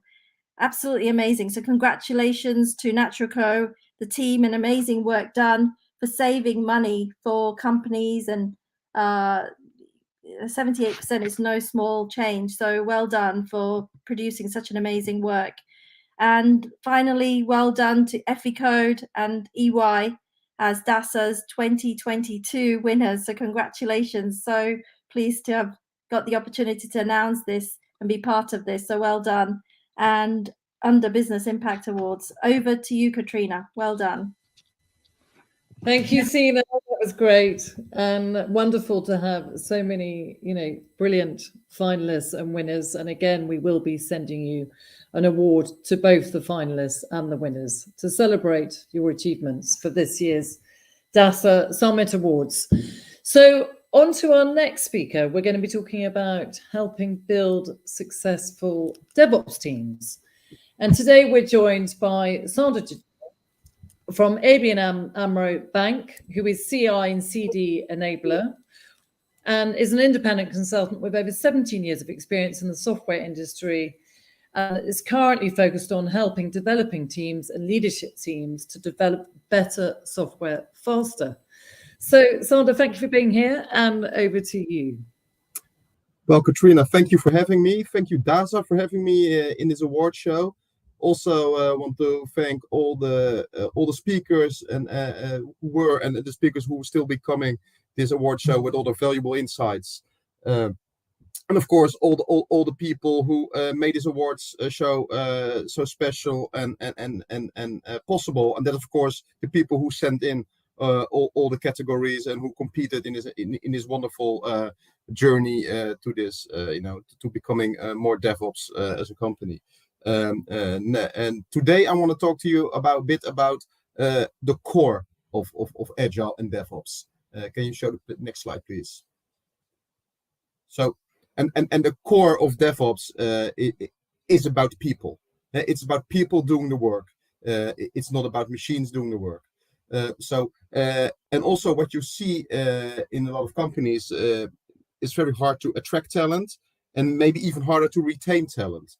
To attract and retain talent, we need something, right? And DASA also acknowledges this in the professional enable and scale part of the skills map. And I will look a bit about it as role-based learning. You need courage, team building, leadership, and continuous improvement. But that's on all levels, right? It's not only for management level, and it's not only for an engineer level or an ops people level. Courage and team building should be everybody's responsibility.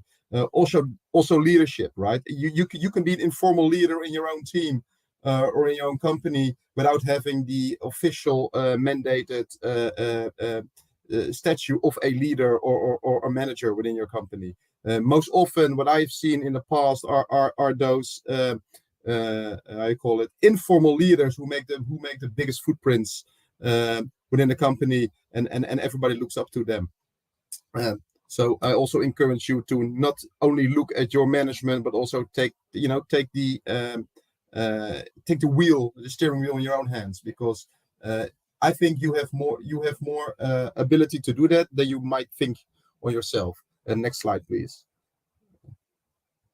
So, but if you go back to this is a black slide. But if you go back to what the core is about working in agile teams, and what I think was for me the teams I worked with in most with the best results, but also with the most fun. That were basically three constructs. It's empathy, it's logic, and authenticity. And believe it or not, these are the three constructs that made up trust, right? As an engineer or as a company, you need to trust your engineers that they're doing the right stuff. But also, as an engineer, you need to trust the management of the company that they are enabling you to be your best. And that's empathy, logic, and authenticity. And in the later slides, I will give you some examples on actually how you can improve this. But let's look at these constructs. It's empathy. It's about asking people just how they are doing. It doesn't cost you anything to ask people how they are doing. Logic is about you have some arguments. Does it mean that everything you do must be super transparent to everybody in the company? But at least when you say something, it should be followed with some arguments. If there's a wobble in your logic, well, I cannot help you there, right? You have to think about it for yourselves. And the last thing, and maybe the hardest thing to get right, is authenticity. Maybe be yourself, but also let other people be themselves. A small example of how not to do it is I still work with a lot of companies who have dress codes. Why? Because people need to look representable. Well, if you are in a line of business which you need to be representable, if you trust people, they probably will be representable. But forcing up a dress code also forces people maybe to behave a little bit differently than they are. Is that helping you with trust? I don't know. I worked once in a company that every month we have a meeting and we go back to the company because we're all consultants, at various clients, and we need to dress up just for that meeting, and everybody was joking around for it. But if you think about it later on, it wasn't really then, and it wasn't the director trusting you that actually you not come into the office barefoot or something. Next slide, please. So empathy. There are basically two things you can do. You know, just when in a meeting, just try to create that social connection with people. You know, try to really connect with people. One thing you can do is when you're in a meeting, just and like a team meeting, like some sprint planning or whatever. Just as a manager, just drop in the meeting and ask people, how can I help you be more effective today? Also, what I see a lot of meetings, people are distracted. People are on the chat, chatting other stuff. You have those one-on-ones in meetings. You have people sitting on looking on their phone. You know, when I'm talking to my wife on the couch, and she's telling me something important, I'm looking at the phone. I think she does not find me very empathic. Also, my children might feel that, and you don't do it at home. But probably an office, it's kind of accepted at some places that you do it. Well, not if you want to create like an empathic atmosphere. Try not to have any distractions. It doesn't cost you anything to put away your phone for 30 minutes. Next slide, please. So logic. Well, any logic you tell, there should be some quality of there, right? Even my children, you know, and I have 3 children, like a beautiful Volder is what the youngest one is 5, the middle is 6, and the eldest one just turned 9. And sometimes, you know, they're asking why, and they just say, you know, and some reflex is saying for me saying, yeah, because daddy says so, and you just have to listen to me because I'm older. And of course that doesn't work. They only get more, you know, they only get more obstinate and to me anyway. So there should always be some quality in the logic, and also logic, you know, if you're not a big teller or storyteller, just keep it crisp and just repeat your arguments. That'll help you, you know, get your point across. And if you are interrupted, and then at least you have put your arguments out there, right? So no worries there. And next one, please. So authenticity, and this is the hardest part, right? It's about being yourself. It's about being vulnerable, right? It's about acknowledging your good stuff, but also the bad stuff that's inside you. It's about people showing your emotions, and also I work with a lot of corporate companies nowadays, and I see all those diversity and inclusion is a big topic, of course, now. But what I also see is that the board installs a diversity department or inclusion manager or whatever. But of course, if this is so important and so to the core of what you at a company or a team want to be, it is not some department you can just manage. It's something you have to show daily, day in, day out. You know, it's about being an example as a management, right? People should look up to you. And I think diversity of inclusion. I think it's what you said before. I think we need more women in tech, definitely, because when I look at the companies I work for, and then look outside the window on the street, there's a big mismatch between the faces I see in my office and the faces I see in the street. So at least, you know, we should make an effort on onboarding more different people to our companies, because if we only manage and hire people who are like us, it gets even harder to attract the right talent. So one final advice to all companies who have like departments called HR or HRM. People are not resources you can manage. People are people, and people should be felt loved and needed within a company. And please don't please don't relate to them as resources. Resources are something you have in AWS or in Azure or Google Cloud, but not in your company. And that's it for me. I would say back to you, Katrina, and back to the remainder of the award show. Thank you very much, Sander. That was a wonderful talk and very meaningful points. So thank you. And we're going to introduce, I hope you're all enjoying the summit and networking still, and hopefully we're going to announce the winners of the competition for the quiz at the end. So please, do participate. And next up we have our DevSecOps, the future of DevOps, and here to talk about it is Courtney Nickerson, who is a DevSecOps and DevOps specialist at HDiv Security. So Courtney, thank you for being here, and I'm going to hand it over to you.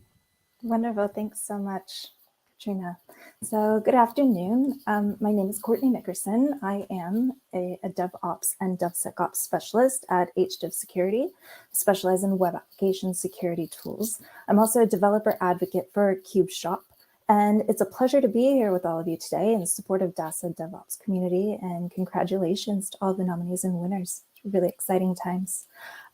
Today, I'll be taking a look at DevSecOps. We're going to define what DevSecOps means and take a look at the business benefits of adopting DevSecOps and a strong security culture.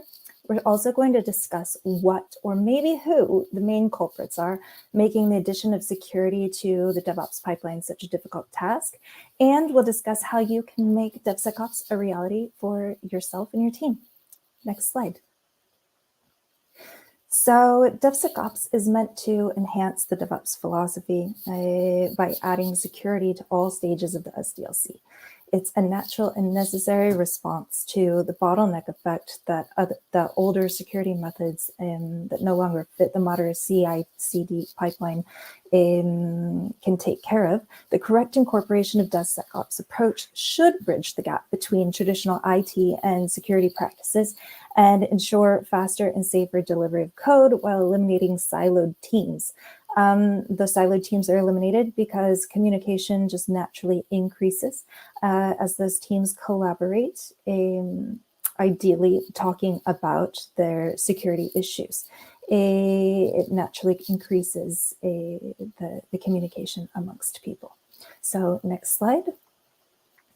The business benefits of adding security policies within agile frameworks are many. For example, DevSecOps allows teams to secure the code base from its inception, automate continuous testing and evaluation practices. And over time, this decreases costs drastically and increases the return on investment and potential business growth. Transparency and openness among teams is also encouraged and results in a higher production rate and faster time to market. And secure by design practices provide measurable insights to global security initiatives and tools used throughout your pipeline, allowing for faster identification of security issues, and obviously recovery from any security incident can be much quicker as well. As DevSecOps practices extend, all teams become well-versed and trained in security as part of their onboarding process, and overall security in the company's crown jewels and client information increases exponentially. So ultimately, DevSecOps helps establish a security culture at all levels of a company while leveraging the benefits and speed of DevOps, allowing for continued and accelerated business growth above all. Next slide. So security culture, does it matter? It definitely does. But what is security culture and where's the benefit for your company? Security culture is a team's shared attitude above all, their attitude, perceptions, beliefs regarding cybersecurity. And the biggest drivers of solid security culture are often security policies and how those policies are actually communicated and enforced. So there are many benefits of creating a security culture in any company, no matter the size. And I think that's really important because oftentimes we're thinking this is a big company issue, but it's not. It's really something that needs to be considered across the board. So for example, the stronger your security culture is, the more likely your workforce will exhibit secure behaviors. And as a result, your organization will obviously be much more secure. So according to a Verizon data breach incident report in 2021, people were involved in over 85% of breaches globally. So the human element is a risk every organization needs to be actively managing, and a strong security culture creates a safe environment for that to actually happen. Additionally, according to the same survey, a strong security culture results in more successful security initiatives throughout the entire company. So this is a value many people overlook when they're thinking about developing a security culture. If you yourself take a moment and you think about the many different security initiatives going on in your organization, or that you've tried to roll out initiatives like vulnerability management programs, secure code training for your developers, cloud migration, or even just a simple rollout of a password manager for your entire workforce, and you could stop to consider how many of those initiatives have failed, stalled, or maybe just been partially successful. Often the lack of success in these projects is linked to weak security culture.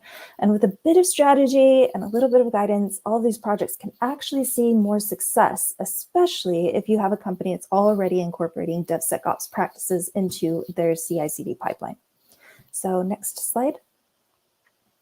So this leads us to our final question for today, and in my opinion, the most interesting one. If DevSecOps is the future of DevOps, what or who? And I think that's something that is going to be surprising. Who is making the adoption of security practices so difficult to achieve? So according to Cybersecurity Ventures, they reported that the global cost of cybercrime is going to exceed $6 trillion USD this year. It's an astounding number, and it just continues to go up. So it's easy to understand why security has become the #1 concern for businesses today. Cloud computing, internet access, globalization, all of the use of mobile phones, all changed the world that we're all currently living in and that organizations are operating in. And many, many security risks are out there that involve your systems and client information. So for the past 3 years, I've been fortunate to spend endless hours speaking to and collaborating with professionals around the globe, learning about DevSecOps, their initiatives, and promoting the concept itself. And while most of my conversations revolved around the different concerns that different teams have working on development and how to deploy securely, I did end up discovering a few challenges that I want to share with you today that we as a collective actually face when trying to add security into our DevOps pipeline. So the first issue is that regardless of company size, geographical location, and available resources, DevOps has become the preferred methodology used by teams around the globe to permit faster software development and deployment. But while many teams are successfully employing DevOps basics, the actual pipeline itself, along with the responsibilities carried by different team members, looks very different. From one company to the next, things can drastically change. And so our DevOps pipelines are not just specific to teams, but they're industry specific and end user specific as well. This means that security issues and concerns are also just as diverse as our teams and our pipelines, and there's no one tool or one method that can fit all and fix things for everyone. Just as DevOps pipelines are unique to each company, so must be their security practices, and that makes things difficult. Second challenge facing many teams is that not only do two DevOps pipelines not look the same, but there's also no clear answer regarding who's responsible for security. That might be surprising, but when people have been asked, they don't always give the same answer. So while everyone understands the concept of DevSecOps, for most, that's all it is. It's a concept and idea, and few teams have truly embraced security as everyone's responsibility, and many are still struggling to even put security at the top of their priority list. So just as SEC was an afterthought to the DevOps methodology, security has continued to be an afterthought in many DevOps pipelines and priorities in spite of the growing dangers of weak security policies. And finally, maybe the biggest challenge of all is the one that many of us overlook. Everyone is always talking about shifting left. And in this argument, developers take a lot of the blame, almost all of the blame, for insecure code and lack of interest in coding security. However, many of our tech colleagues overlook the fact that dev teams are not the ones deciding on company strategy based on fast releases without a security focus. Rather, CEOs are often the people controlling budgets, priorities, and business strategies. And as a result, they're a big part of their security problem. So while the increase of cyber crime during the pandemic has helped many CEOs understand the severity and magnitude and threat of security attacks posed to their business, the reality is that most have very little understanding of what their company's security issues are, how their SDLC functions, what workflows have been established by their teams, let alone how to identify their business critical applications or create security strategies based on this overall business goals. So for companies with an experienced information security officer, this isn't as big of a deal.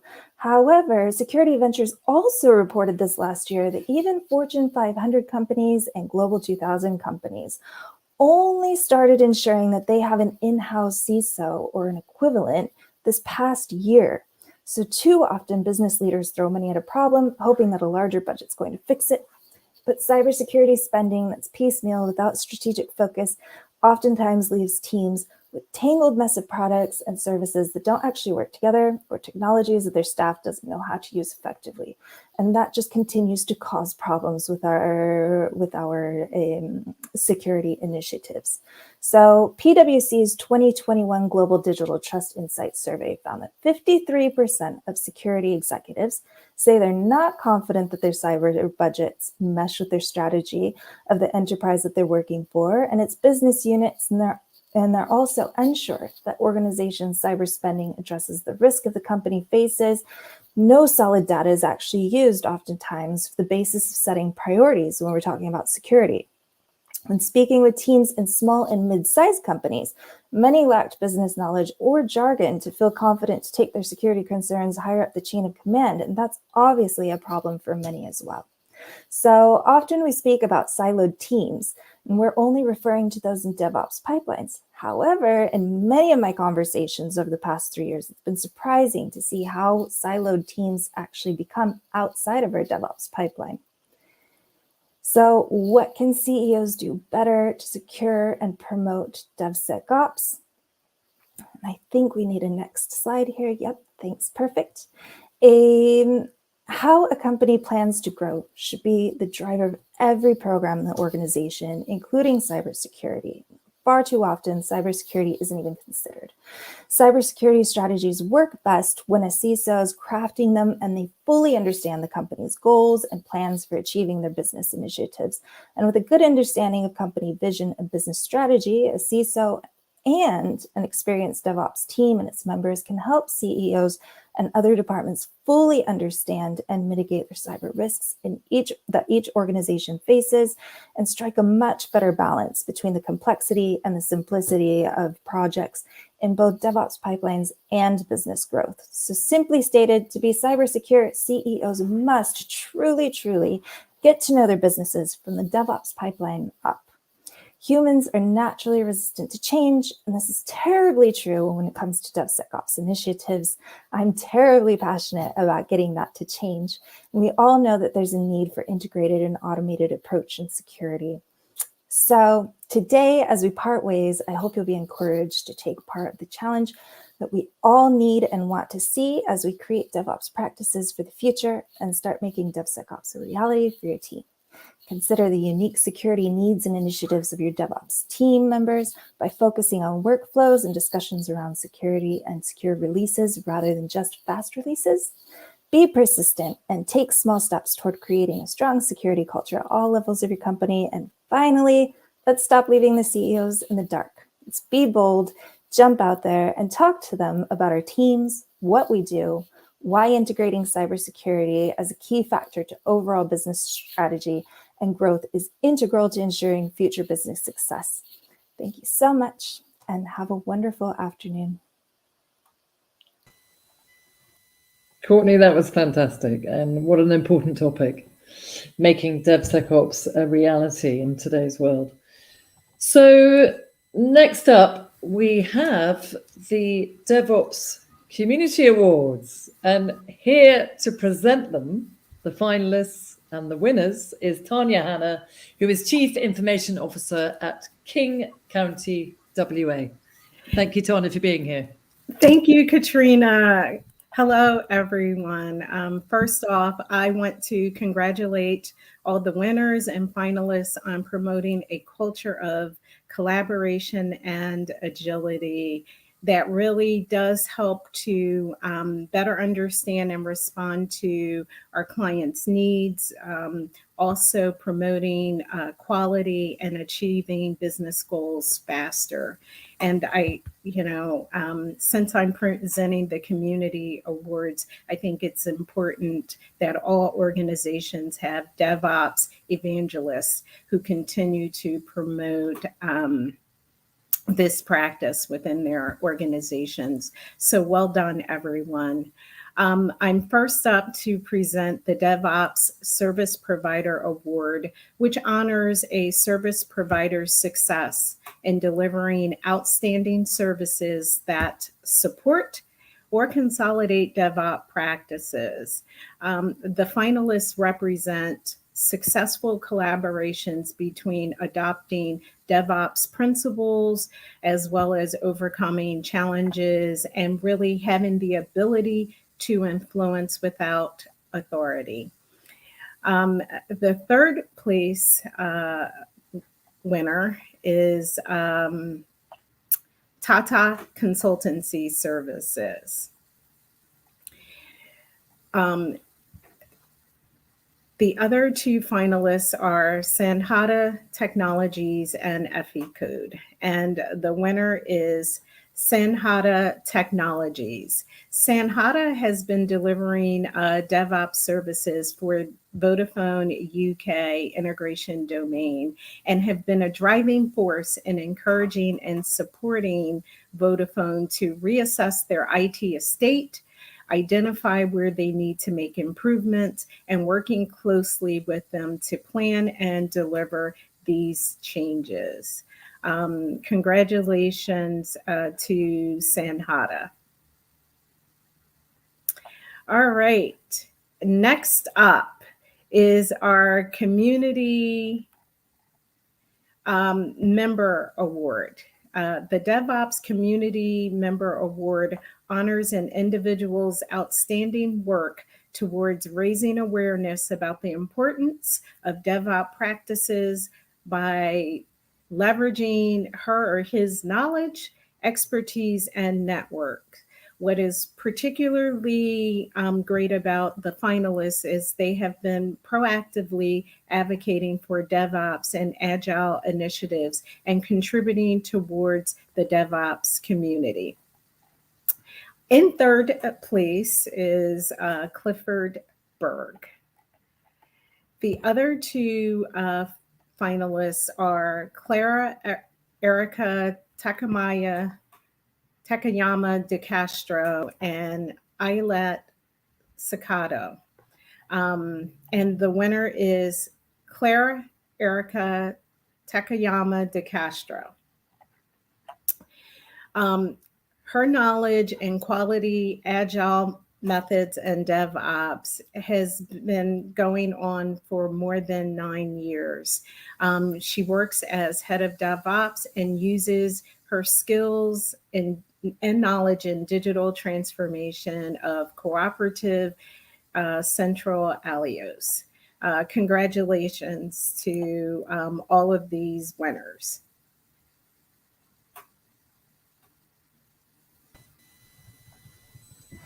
Perfect. So thank you very much, Tanya, for announcing the winners and the finalists and the winners for the community awards. And again, you will receive a DASA trophy being sent after this summit. So to celebrate your success. And next up, we have our next talk, which is Fight, Flight or Freeze, Releasing Organizational Trauma, with Matt Stratton, who is a transformation specialist and staff developer advocate at Pulumi and a longtime member of the global DevOps community. So back in the day, his license plates actually said DevOps, and he speaks passionately about DevOps pretty much every day. So Matt, over to you, and thank you for being here. Oh, great. Thanks so much. These are not my slides. So. Oh, can we have the correct slides, please? That's why I got confused. I thought I had 10 minutes, but it's okay. We're resilient. No, yes, we've switched you around. That's okay. Got it. Well, maybe that's what happened with the. So, Gogo, we can just switch the slides around. That would be great. Go to Matt's slides.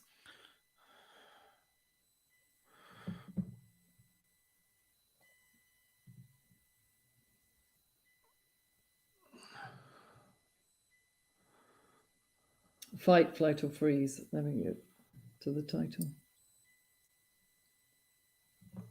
It's number 88. There we go.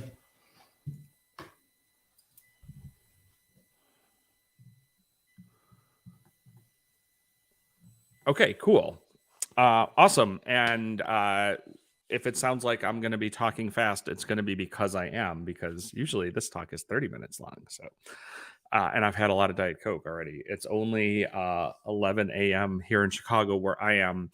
Before we jump in, though, because I already said I didn't have enough time, but we're still going to do that. I wanted to point out, so I work at Pulumi. That's the extent of how much I'm going to talk about Pulumi. We can talk about Pulumi some other time. One of the things, though, is I am one of the global organizers of the DevOps Days event around the world. And I did want to point out that there is a virtual DevOps Days Ukraine that is taking place in a few weeks as a fundraiser to resources in Ukraine. And if you go to devopsdays.org/Ukraine, you can find out all about it. But for now, let's go into our talk. So next slide, please. Let's see how this goes. So really quick, I do like to provide a content warning. We'll be talking about trauma and post-traumatic stress. We'll not be talking about any specific instances of trauma, but be aware that we will be talking about post-traumatic stress and treatments related to that, so you are aware. Next slide, please. Again, along those lines, just for context, I am a trauma survivor. Click.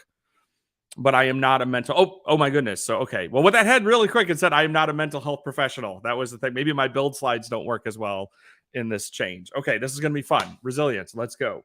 Okay. Next slide. This is introduction. Yeah, I like Diet Coke. Next. We don't need to talk about me so much. I work at Pulumi. Awesome. Pulumi puts likes Diet Coke. And apparently, according to Ryan Kitchens of Netflix, I have the best hair. Next slide. Let's get into the content. Okay, cool. So check it out. This is a zebra. So if we start to think about a zebra, okay, we're on there. There's our zebra. That's all we want is just the zebra. Looks good. Cool. This is a zebra that's at rest, just chilling out. There's no threat of predators, just thinking maybe eating some grass, thinking about making some more zebras. This zebra is operating within the rest and digest function of the parasympathetic nervous system. Now we introduce a lion, right? So a lion starts chasing the zebra.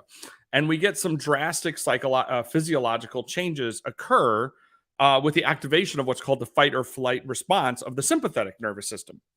The heart rate increases, the breathing increases. There's large amounts of stress hormones like cortisol and adrenaline are released into the bloodstream. Zebra's pupils dilate, blood pressure increases, and basically anything non-essential like digestion just stop, because the zebra's nervous system is preparing it to literally run for its life. Now, if the zebra gets caught, its nervous system is overwhelmed and it has no further solutions and it freezes. This is maybe we might consider this kind of an injection of trauma in a person. So if the zebra survives the encounter, so the zebra, it literally, what does it do? It shakes.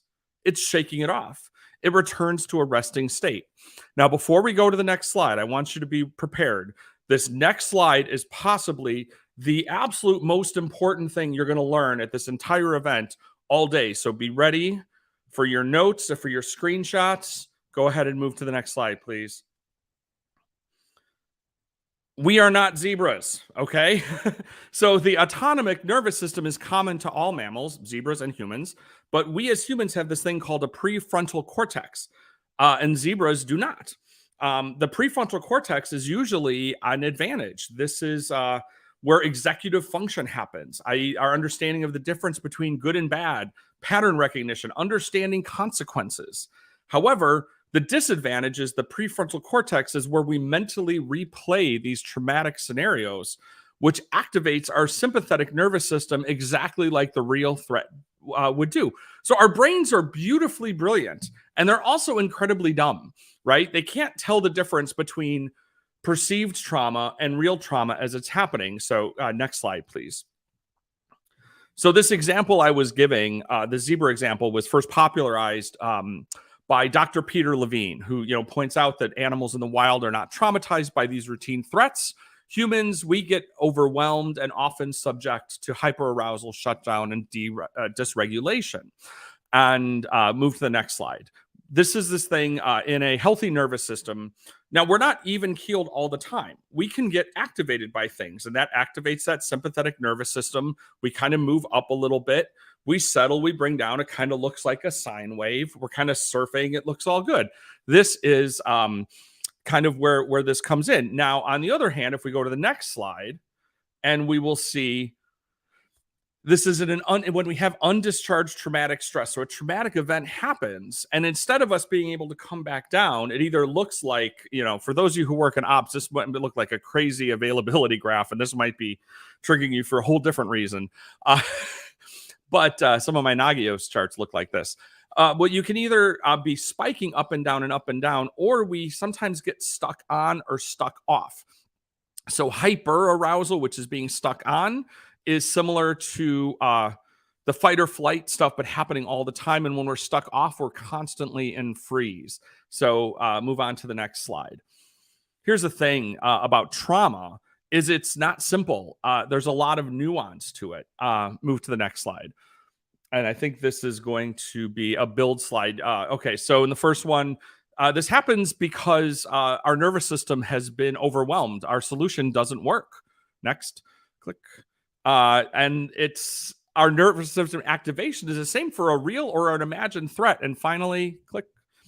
What I perceive as overwhelming or my capacity for a solution might be different than yours. So next slide. You're like, okay, this is great, but how does this apply to our companies, to our organizations? And what I had seen was there's things look very similar. So if we go back on the next slide and we say, we look back at this dysregulated, undischarged traumatic stress.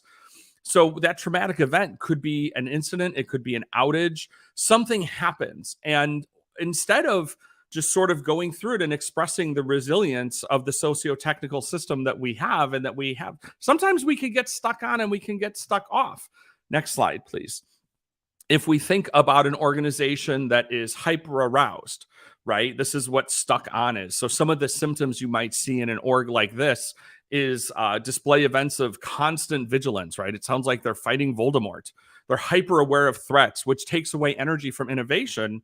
And this is oftentimes we can see this symptomatically reflected in how our leadership approaches outages and issues. We get a lot of wartime metaphors. We have these, war rooms, and we have dedicated production support teams instead of dealing with that within feature teams. Next slide.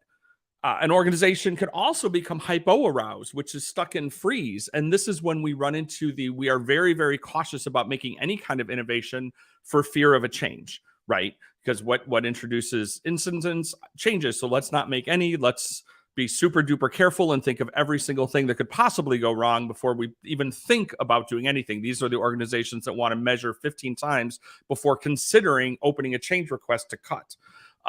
This doesn't work either. And go to the next slide. So we'll see this idea of similar signals might look similar, but they're not the same. We want pattern recognition. Remember, our prefrontal cortex wants to say, I've seen something that looks like this, but it's not necessarily the same because we deal with complex systems. Next slide. We'll go past this a little bit quickly. Usually when I'm giving this talk in person, I say, how many of you got on a plane to get here? But just remember, in December 22nd of 2001, this fellow named Richard Reed tried to ignite explosives hidden in his shoes on a flight from Paris to Miami. As a result, in the United States, the TSA began randomly searching people's shoes. In 2006, the TSA mandated that everyone had to take their shoes off going through security. And, we continue to see this worldwide. So this has been going on now, 21 years ago because we look for pattern recognition, which is people who wear shoes try to do things to airplanes. Go to this next slide, please. This one's kind of interesting. So Jennifer Brea says there's a saying in medicine that when you hear hoofbeats, the first thing that should come to mind is a horse, not a zebra. You may have heard this before, but as Jennifer says, this phrase has killed many zebras, right? And this is about looking for that first root cause, that first thing we see. Also, look, we've got more zebras in the talk. Amazing. So next slide. What we want to do, and we're not going to dig into this too much because I'm running low, is you need to think about everyone, just like every individual has a different window of tolerance, which is what we saw in the design. Different organizations and companies and teams do. So you need to look back, and I want you to take a little time and think about what does your organization look like? What is your window of tolerance? Next slide. So there's a similar similar thought on this, which is just like what Dr. Levine said. Oh, yeah, you spoiled it. That was me. I wasn't supposed to say it was me saying this. But anyway, the idea is if we have an organization that is resilient, routine threats to our mission or business are they don't traumatize us, right? We just continue to move along. But if our organizations are not resilient, we become overwhelmed and we have shutdown and a lack of regulated effort. Now, how do we regulate? Next slide really quick. How do we take our humans and our organizations and go from that deregulated state and become regulated? The good news is we've got some things we can do. Move on to the next slide. So there's this idea. I talked about Peter Levine earlier. He created this form of alternative therapy for post-traumatic stress called somatic experiencing. And it focuses on the client's perceived body sensations, and it was created by Dr. Levine. And this is where we're leading with the body, hence soma, somatic. Okay, so go to the next slide.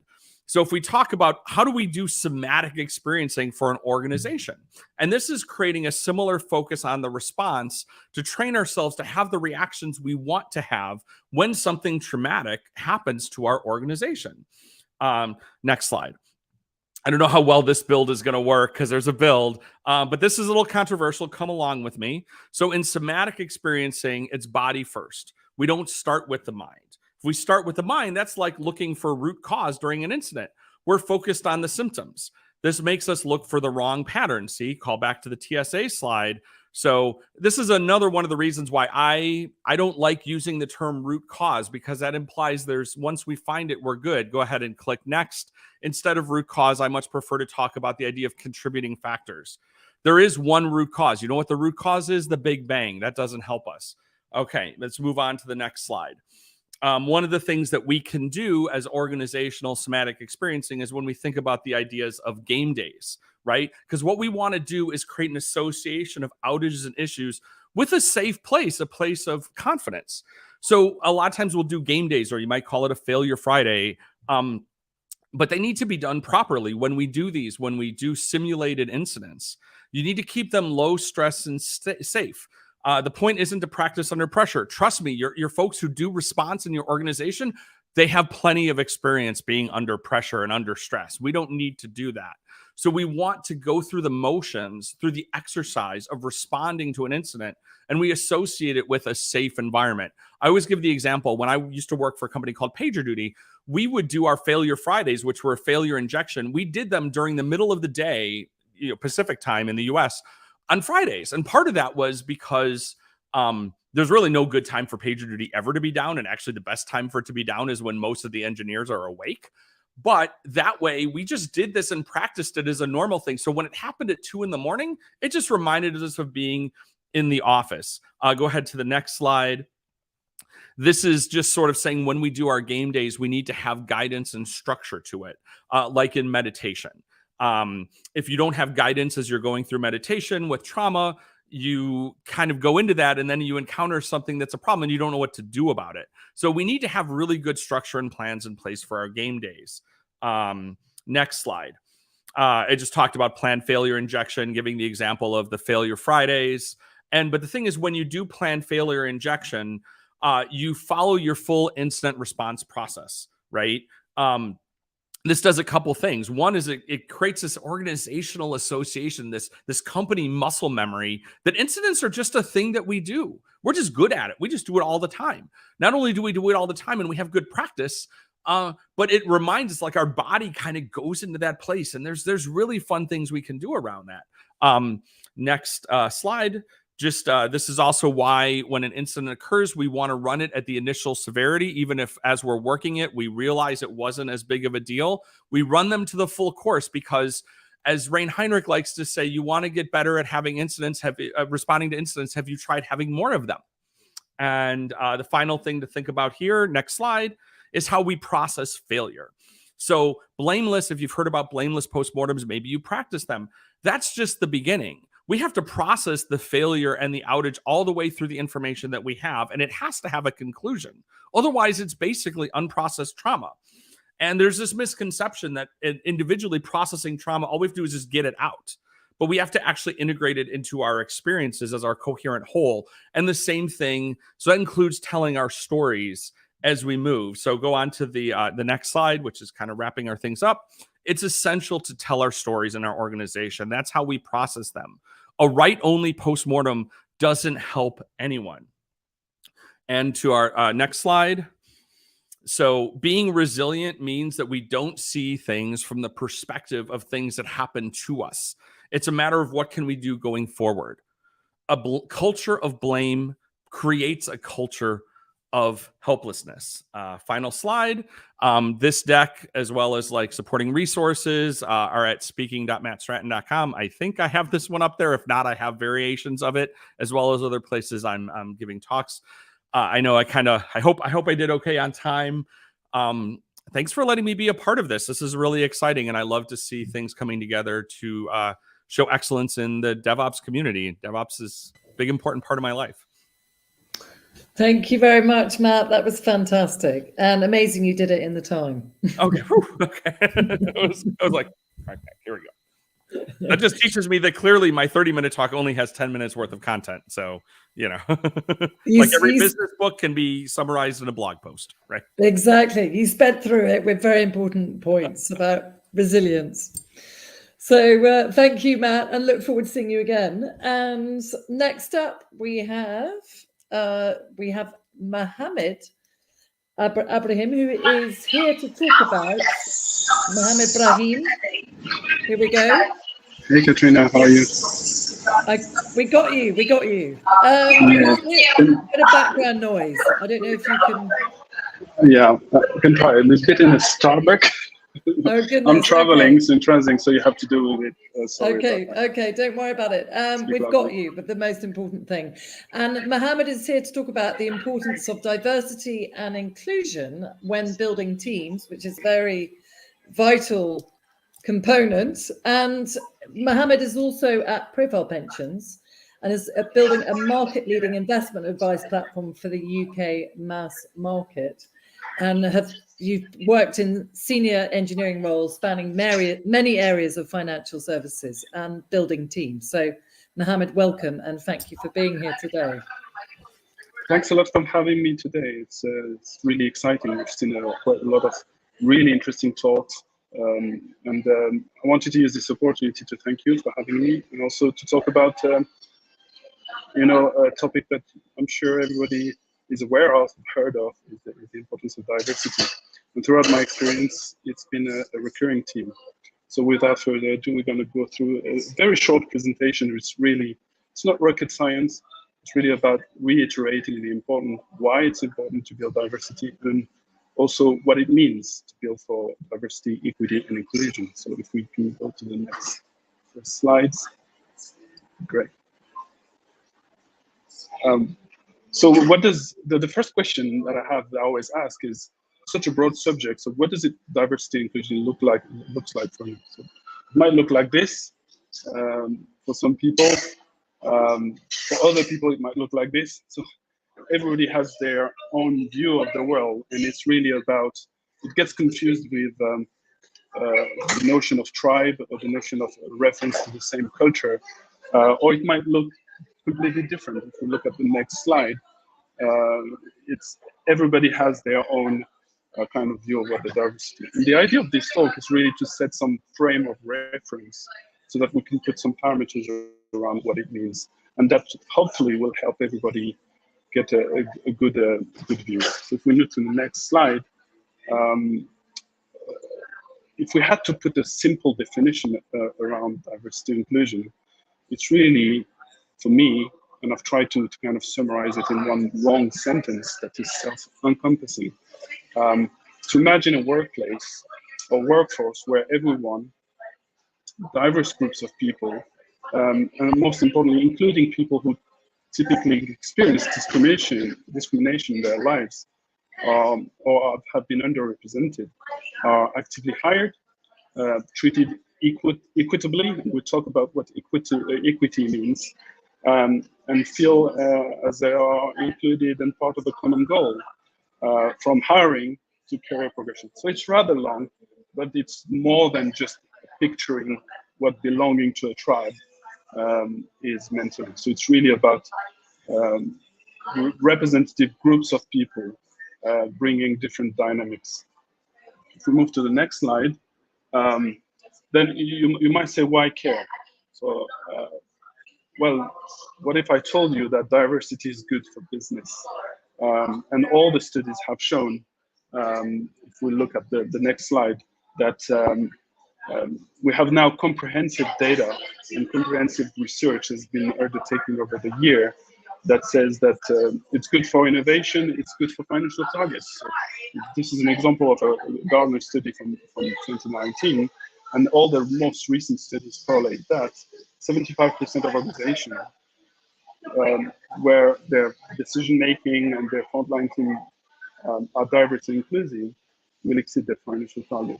So it's not a point that needs to be proven, it's a given, it's a fact of the world we operate in. So in the spirit of, you know, the need to perform better, which is the whole spirit of DevOps, I think diversity and inclusion is really important. So if we move to the next slide, I wanted to drill down a little bit into diversity inclusion in DevOps, what it means more specifically around DevOps. So next slide. And what's interesting is, despite talking about inclusion as really being important, sort of being bringing a lot of financial performance to organizations, if we look at the state of DevOps when it comes to diversity inclusion today, still some work needs to be done. And this is data from Google Cloud DevOps Research and Assessment DORA, latest report. You can find it online, and it has like a very comprehensive breakdown of the distribution in terms of the state of specifically around DevOps. So it's still male dominated. What's interesting as well, and that's another angle of diversity. More than 60% have more than 10 years experience. So it's kind of still a private, private club kind of. 12% under, only 12% of the workforce covers underrepresented group. So there's still a bit of work to do. So it's just the opportunity of this talk to make like another call to action to think about it. If we move to the next slide, and if we relate it to kind of what we hear today and all these interesting talks we've had and the awards, it's really, if we look at the DevOps categories, and I try to relate to the DevOps categories here, which is about transformation, exemplary leadership, business impact, and DevOps community, and as you know, part of the jury for the awards, you can see how diversity inclusion spans across all those diversity, all those categories. You can imagine how you can have an impact through a transformation initiative, through the talent or the culture you're trying to build, and how using the diversity inclusion as a lever can make for outstanding transformation initiatives. If we talk about leadership, it's obviously about how you lead, how you coach, how you influence teams. Same for business impact and the community building. It's so important. How do you build a diverse, inclusive community when it comes to DevOps? If we move to the next slide, really the takeaway here, achieving diversity inclusion is key to developing high-performing team. We looked at the data. There's still some work to do. There's the call to action. So now, if we move to the next slide, is how do we move from here? How we can improve the situation? So, and I'm going to just share some of the wisdom of acquired over the years around how we can effectively build systems and frameworks and including a truly diverse cultures. Go to the next slide. It's really simple. You have two angles. You have to mandate diversity and cultivate inclusion. So if there's one takeaway, it's really mandate diversity. I define diversity as a vision and make it kind of enshrined in law. We have to achieve those targets and cultivate inclusion. Inclusion is more around the day-to-day. So you need those to be set around measurable and time-bound targets to truly achieve and unlock the potential of diversity and inclusion. So cultivate inclusion and equity on a day-to-day basis and define a diversity vision. So if we move to the next slide, we can see, and I like to use memes because it just pictures tell more than words. It's just an example of what diversity is, not a numbers game. So some companies have used it like at the basic level, the first step, was about building numbers and having a diversity officer, having just numbers. It's more than that. It's just not, it has to be really a thoughtful exercise. So that's the first truthful. Beware of management by just numbers. If we move to the next slide, it's really more than looking at roles and numbers, it's mandating diversity through carefully looking at the fabric of your team. Does your team reflect the makeup of the customer base? What is the current state in your respective companies? How is leadership viewing diversity? Do you need to hire expert help? So how do you look at diversity from a gender, ethnicity, education, disability when hiring and when promoting people? So it's, when we talk about mandating diversity, it needs some careful thinking and a vision, which is more than just a numbers game. If we move to the next slide, it's one of the other pitfalls is just diversity without inclusion. So you might think of teams that might look like diverse, but they're not inclusive. Okay, so if we move to the next step, we said you need to mandate diversity, but you also need to cultivate inclusion. So an inclusion takes more than just being nice. So now I'm going to drill down into what, in a nutshell, what inclusion is. If we move to the next slide. Inclusion means promoting some things and fighting others. And it's helpful because the only thing you need to fight with inclusion is exhibits or issues of exhibits or examples of exclusion. So it's really simple.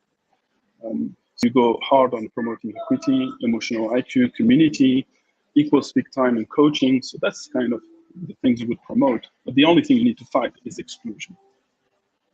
Why is it important? And it's because equity especially is the number one. If we move to the next slide, equity is really an important aspect where studies and research has shown that we are hardwired to negatively react to lack of equity. So as human beings, we're naturally programmed for equity rather than diversity.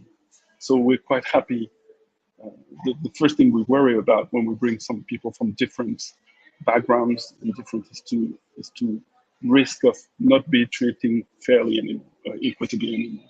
And there are studies, and I've quoted here some research from Paloma Medina, which is a psychiatric and researcher around the mental effect of equity. We know for a fact that the lack of equity, and equity being a corny, can lead to really bad stress tests, inflammation, or lower life expectancy. So equity is really important. We move to the next slide. Equity is like always confused with equality. I get that a lot. There's a big difference between treating people equally and treating them equitably. So equally means giving the same tool to everybody and expect them to achieve, to be on the same footing. Equity is more adapting and getting everyone the support they need. Slightly different, but keep that in mind. So if we move to the next slide. Inclusive team to perform better because they develop higher team emotional IQ. They fight silos of communities. They allow and measure equal speak time, and they continue to nurture inclusion. Talk about the inclusion through coaching. And inclusion through coaching is really important aspect that is overlooked because most of us believe that everybody is a natural in terms of including others. They take some coaching to kind of fight bias and fight microaggressions. So it's really important to nurture inclusion through coaching and give that a go. In terms of the next slide, to fight, as I said, there's a lot of things we can promote to drive inclusion. The only thing that I would single out as the thing you need to fight is exclusion. So what does it mean? Symptoms of inclusion is people who are detached from the cause, not pulling their weight, or contributing less. And I don't know if you realize, but a lot of these are being factors we've traditionally used to assess individual performance. It's a bit sad, but if we we look at it from an inclusion angle, for me, I take them as signs of exclusion in the first place before they are treated as signs of bad performance. So if somebody is detached from the cause, somebody is not pulling their weight, somebody is not contributing enough, maybe they feel excluded or not belonging anymore. And maybe that's the first step. The first call to action is to try to resolve that. And only after we've tried that, it might be a skills or a performance issue. And I will just finish with two things. Next slide is really kind of condensing other tips on how to reverse the trend. So we talked about enforcing micro affirmations. They're really good to make sure people feel included, or eye contact, nodding, give credit often. Treating every mistake as systemic and not individual is really important. Actively admit ignorance. And one of the most overlooked one is correcting microaggressions with kindness. So microaggressions are, the things you hear and but you don't control, and you're not aware that you're saying those things. But they are, when you face those microaggressions, there are little paper cuts that you get every day, and after a while, it's just they become overwhelming. It's things like bias or remarks linked to sex, gender, religion, and we don't feel like, oh, where are you from really? For example, I get that a lot. Where are you from really? This is a microaggression. So fighting microaggression with kindness is really important. And that's one of the most overlooked aspects that when you want to fight exclusion, fight microaggression. And to finish with, just with the last slide, it's what is really important and what is working is to establish OKR. OKRs are objectively resolved, you're aware of them, it's measurable, defined and time-bound objectives. And why don't you go ahead and in your various organizations try to influence people and leadership to set defined OKRs around inclusion, diversity, things like increase, just a bunch of examples here, increase racial and gender equity in DevOps, hiring process in the next 3 years. Sounds like a good one. Increase racial and gender representation on DevOps management team by 50% in the next 2 years. And why not maybe, that's for this fantastic DASA DevOps Awards Summit, maybe for the next one, we can set an OKR to launch a DevOps Diversity and Inclusion Awards in 2023. That would be fantastic. So hopefully that is a very good reminder, a simple set of guidelines and a simple presentation to talk about how important it is to build inclusion and diversity in team, but also there are ways you can go about it that doesn't make it look like a big challenge, but more as a natural progression. So thanks for your time and thanks for listening. Mohammed, that was wonderful. Thank you so much, and thank you for making it. And you're absolutely right. Launch a DevOps Diversity and Inclusion Awards in 2023. It's a very important topic and very relevant again. And yeah, really enjoyed your talk. So next up, we're going to be announcing the quiz winners. So I hope you are still with us. We've got our final talk coming up next. But just before that, it's time to announce the winners. And the winners are for the quiz. The quiz is based on, obviously the right answers and the response time. So the winners are Frank Faber from Elton, Sam Rosbergen from Brunel, and Jan van den Brink from Segeka. So Frank with 7 points, Sam with 7 points, and Jan with 6 points. And Frank had the quickest response time at 4:22. Not bad. And thank you to the 66 quiz participants. The 3 winners that I've just announced will get a €50 Amazon voucher prize, and we will contact the winners in a private message afterwards to deliver it, plus the networking award, networking winners. There were 2 prizes for that. So next up, we have talking about just get it done. Tommy, nice to have you. Looking very smart. Thank you. I showered for this, which is not normal for me. So First Well, off, Tommy, oh, go on. yeah, do you want to? I was going to introduce you. You're the founder of Ops Analytica, and previously in the restaurant business for nearly your entire adult life. So you come from a great, position on how to, just get it done. So I'll hand it over to you. Thank you. First of all, I'm honored to be able to speak on such a well-credentialed panel. They have definitely saved the least impressive speaker for last. And I will say, I love Matt Stratton's speech. He mentioned the autonomic nervous system and Voldemort in the same presentation. Well done. So my name's Tommy Yanolis, and I'm one of the founders of Ops Analytica. We are a bootstrapped operations management and analytics platform. And I'm speaking to you today from Denver, Colorado. I'm not going to be talking about my company a ton today, which is probably a huge mistake because one of you could acquire me and I could retire in Bermuda. I would like to take a second to thank the team here at the DASA Awards for inviting me to speak. To all the award nominees and winners, congratulations. I expect to see these nominations and awards prominently displayed on your LinkedIn profiles. Like so many of you in the room that manage DevOps for your company, I come from a traditional hotel, restaurant, and stand-up comedy background. I got into development when I was working in operations at one of the largest sandwich chains here in the US back in 2008. My boss, the COO, came to me and said, we need a way to report on all these audits we are doing in the restaurants. At that time, we were doing over 4,000 in-person inspections of locations per month. His idea was that my assistant and myself would just find the extra time to hand enter 40,000 plus questions and answers off of paper forms into a spreadsheet each month. I'm sure he was thinking to make it easier that the field team would just fax the paper reports into corporate.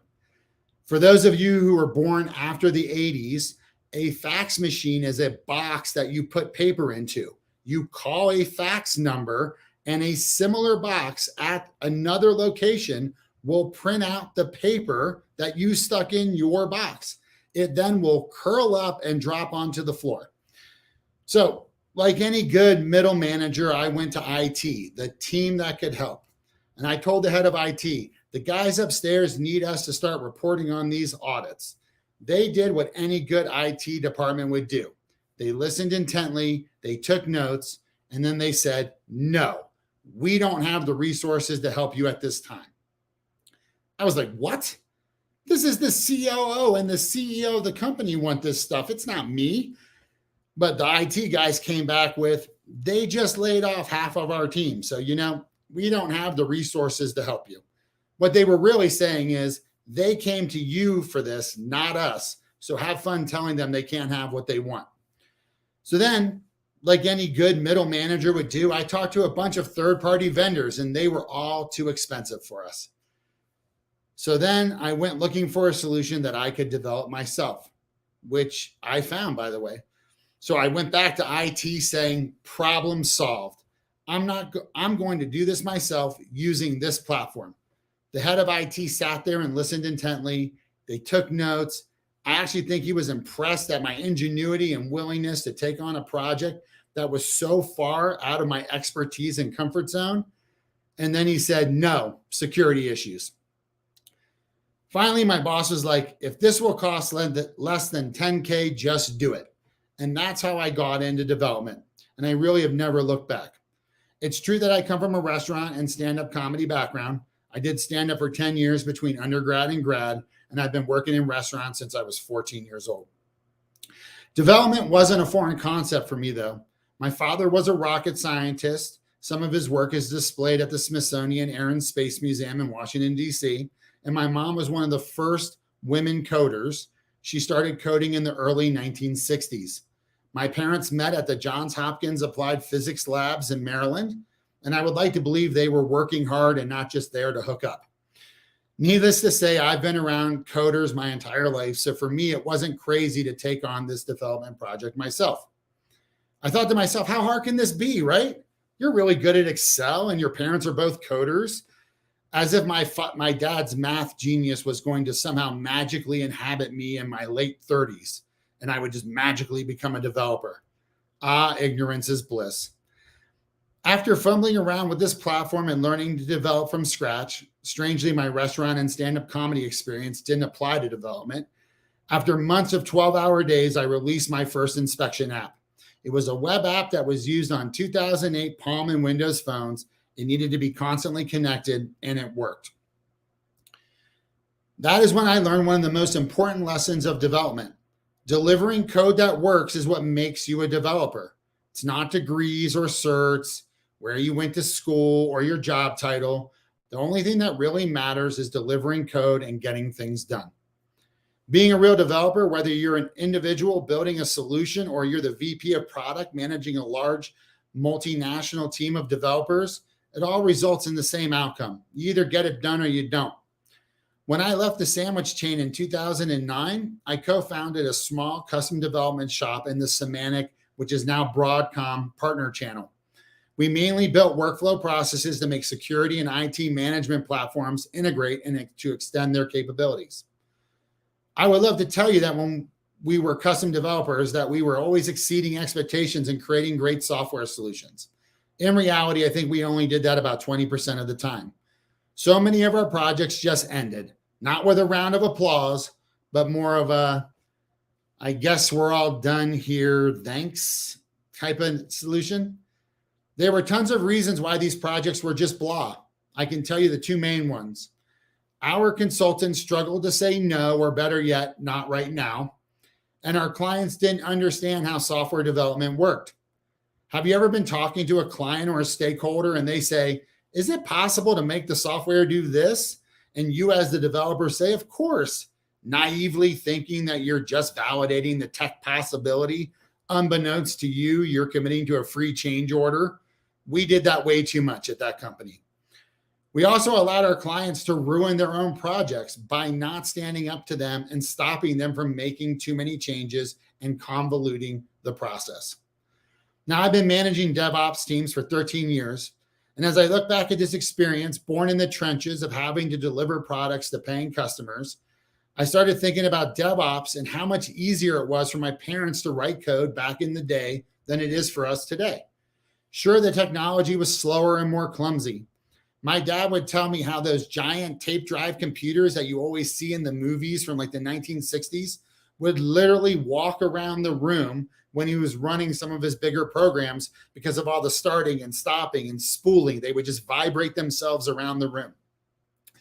It was easier back then because no one really believed that that box plugged into the wall over there could do anything. It was all science fiction back then. My dad worked on a team that built the predecessor to GPS, which was called NavSat. Do you think that the US Navy sent an admiral over to brainstorm ideas with him? Or do you think that admiral was looking over his shoulder telling him that the NavSat had to be in Helvetica 12 to match the branding fonts and that the background should be puce? No, he didn't have to manage cross-functional outsourced teams from around the world that speak different native languages and different time zones with different cultures and education levels. They didn't have teams in Estonia, India, and Vietnam all working together to write code. My dad had to contend with his office mate, Bruce. That was the team. Today is so different because technology is not this black box. It's everywhere, from your phone to the toilets in the Tokyo airport. Technology and development is ubiquitous. It touches every part of our lives and most of our days. Because it's so readily available, the complexity of developing great software has been lost to our end users. They expect so much more. And as I said earlier, it is so much harder today. That is where DASA and the DevOps principles come into play. They are here to guide us to provide a framework for great development, from starting with end users' needs, working backwards from the deliverable to ensure we don't miss anything, end-to-end responsibility, which ensures that the software works at delivery and it works 2 years later. Vertically integrated cross-functional teams that own their code and their responsibilities. Always looking for ways to make things better, and my personal favorite, automate everything. For those of you who have been nominated for these awards today, and for those of you who are lucky enough to win, congrats, because what you've done is truly hard to do really well. We all interact with software and solutions that are hard-coded garbage. It's very easy to make hard-coded garbage. I mean, that was my first solution. To truly rise above that standard and to do it right is hard, it is time consuming, and it is stressful. When you take on those challenges and you push yourself and your teams to be great, to develop a solution that really works and exceeds your end users' expectations, then you have truly become a developer and you have gotten it done. Thank you so much for having me, and congratulations to the nominees and the winners. I wish us all a happy, safe, and productive 2022. Also, I'm hiring developers, so feel free to reach out to me on LinkedIn. I'm not kidding, but I am kidding too. Thank you so much and take care. Tommy, amazing.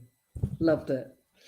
So just get it done. I mean, it totally makes sense. And, today, thank you for everybody that joined. What an amazing award summit online. Hopefully next year we will see you in person. We'll create a hybrid event. And please do give us your feedback on today's event and fill in the live survey on the platform, so we can learn from today and make it even bigger and better next year. And look forward to seeing you again in 2023. And I'm going to hand over to Sukhbir to give the final speech.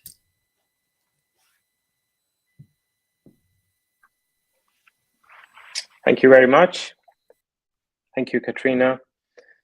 Wow, what a remarkable show. I personally thoroughly enjoyed it. Incredible and diverse group of speakers, so much experience, incredible. And I actually really enjoyed the 10-minute format. I think some of the speakers have sort of complained about it, but really good format, I thought, compressed, but very, very good. And I hope you liked it too. Some very quick reflections on the event, and then we'll let everybody go. I personally love the fact that the word culture was repeatedly mentioned, as an underpinning success factor towards successful transformations in so many conversations and talks and different forums. But the reference was made. I also really like the fact that, and I also agree with it, that the role of the leaders and good leadership is so critical. And in so many, it was sort of highlighted in so many different ways across the various talks, right? And of course, there are references to it also continuously in the awards that we saw. A lot of other topics, personally, which I am also personally very interested in, and DASA is also doing work around it. Mentions of women in tech, diversity, inclusion, security, DevSecOps came up. We are actually, DASA is actually planning to launch a working group in this area to, again, come together, bring the experts together, or people who have the interest, and co-create. Organizational resilience was mentioned. Scaling DevOps, that's another topic of DASA's interest. So, and we're planning to do more work on it. And I would encourage, in fact, anybody who is passionate about any of these topics to speak to us, to anybody at DASA, on how you can get involved. You can leverage DASA as a platform to co-create, to share your own experiences, and also to learn from others, peers, right? We obviously promote many communities around the world. I want to definitely also thank all the participants for giving us your time, our members, the jury, the nominees, the finalists, and obviously want to definitely congratulate the winners. You've been, you've been great all of you. And lastly, last but certainly not the least, I mean, and especially since there was a mention of women in tech topic, I want to take a minute to thank the DASA team for putting together this great event. There have been some really great people behind this event who have conceptualized it and worked very hard over the past many months to work through all the details of putting this together. It's an event designed to give back to the community. A lot of great people who have been contributing to it, not just from the DASA team, but also as part of our communities. Please also watch out for the communication around next year's edition of this event. I think probably communication post-summer, so around September timeframe. And we would love to see more involvement, more participation. I am sure a lot of you are doing great work, and let's use this platform to share those experiences and those insights with everybody else. That's really what the primary intent is. Thank you all. Have a wonderful rest of your day. By the way, you can also stick around if you want. The platform will stay open for another hour or so if you want to network more. And that's part of the reason why we have not yet announced the networking awards prizes, but they will be announced. So in case you are still sticking around and doing, you can probably win some extra points. Thank you everybody for all your contributions and support, and have a great day. Take care.